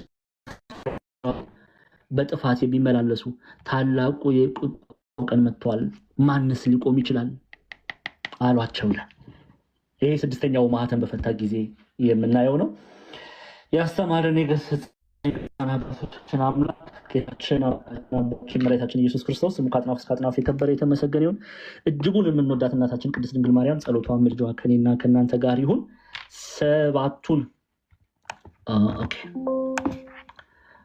ይቅርታ፣ አራቱን ማህተም ሲፈታ አራቱን ፈረሶች ከአራቱ ፈረሶች ጋር ነጭ ፈረስ፣ ቀይ ፈረስ፣ ጥቁር ፈረስ፣ አረንጓዴ ፈረስ ሚስጥራቸውን ተምረናል። አምስተኛና ስድስተኛ ማህተም ሚስጥሩን ተምረናል። እንግዲህ እግዚአብሔር አምላክ እየረዳን ምዕራፍ 6 የዮሐንስ ራዕይ ምዕራፍ 6 ተፈጸመ። እግዚአብሔር አምላክ የተመሰገነ ይሁን። ተማሪዎች በብዙ ፈተና ውስጥ ነው እያለፈን ያለ ነው። ቲክቶክ አጀንዳ እየሰጠ ተማሪዎች እየተበተናችሁ ነው። እባካችሁን አንድ መልእክት አለች፣ አንድ ደቂቃ ብቻ ልለምናችሁ እንዳትወጡ ፕሊስ ፕሊስ ፕሊስ ፕሊስ። ትምህርት ሲሆን ከእግዚአብሔር ቃል ከእግዚአብሔር ማዕድ ከእግዚአብሔር ቃል ምንም ነገር አይውሰድባችሁ እባካችሁን።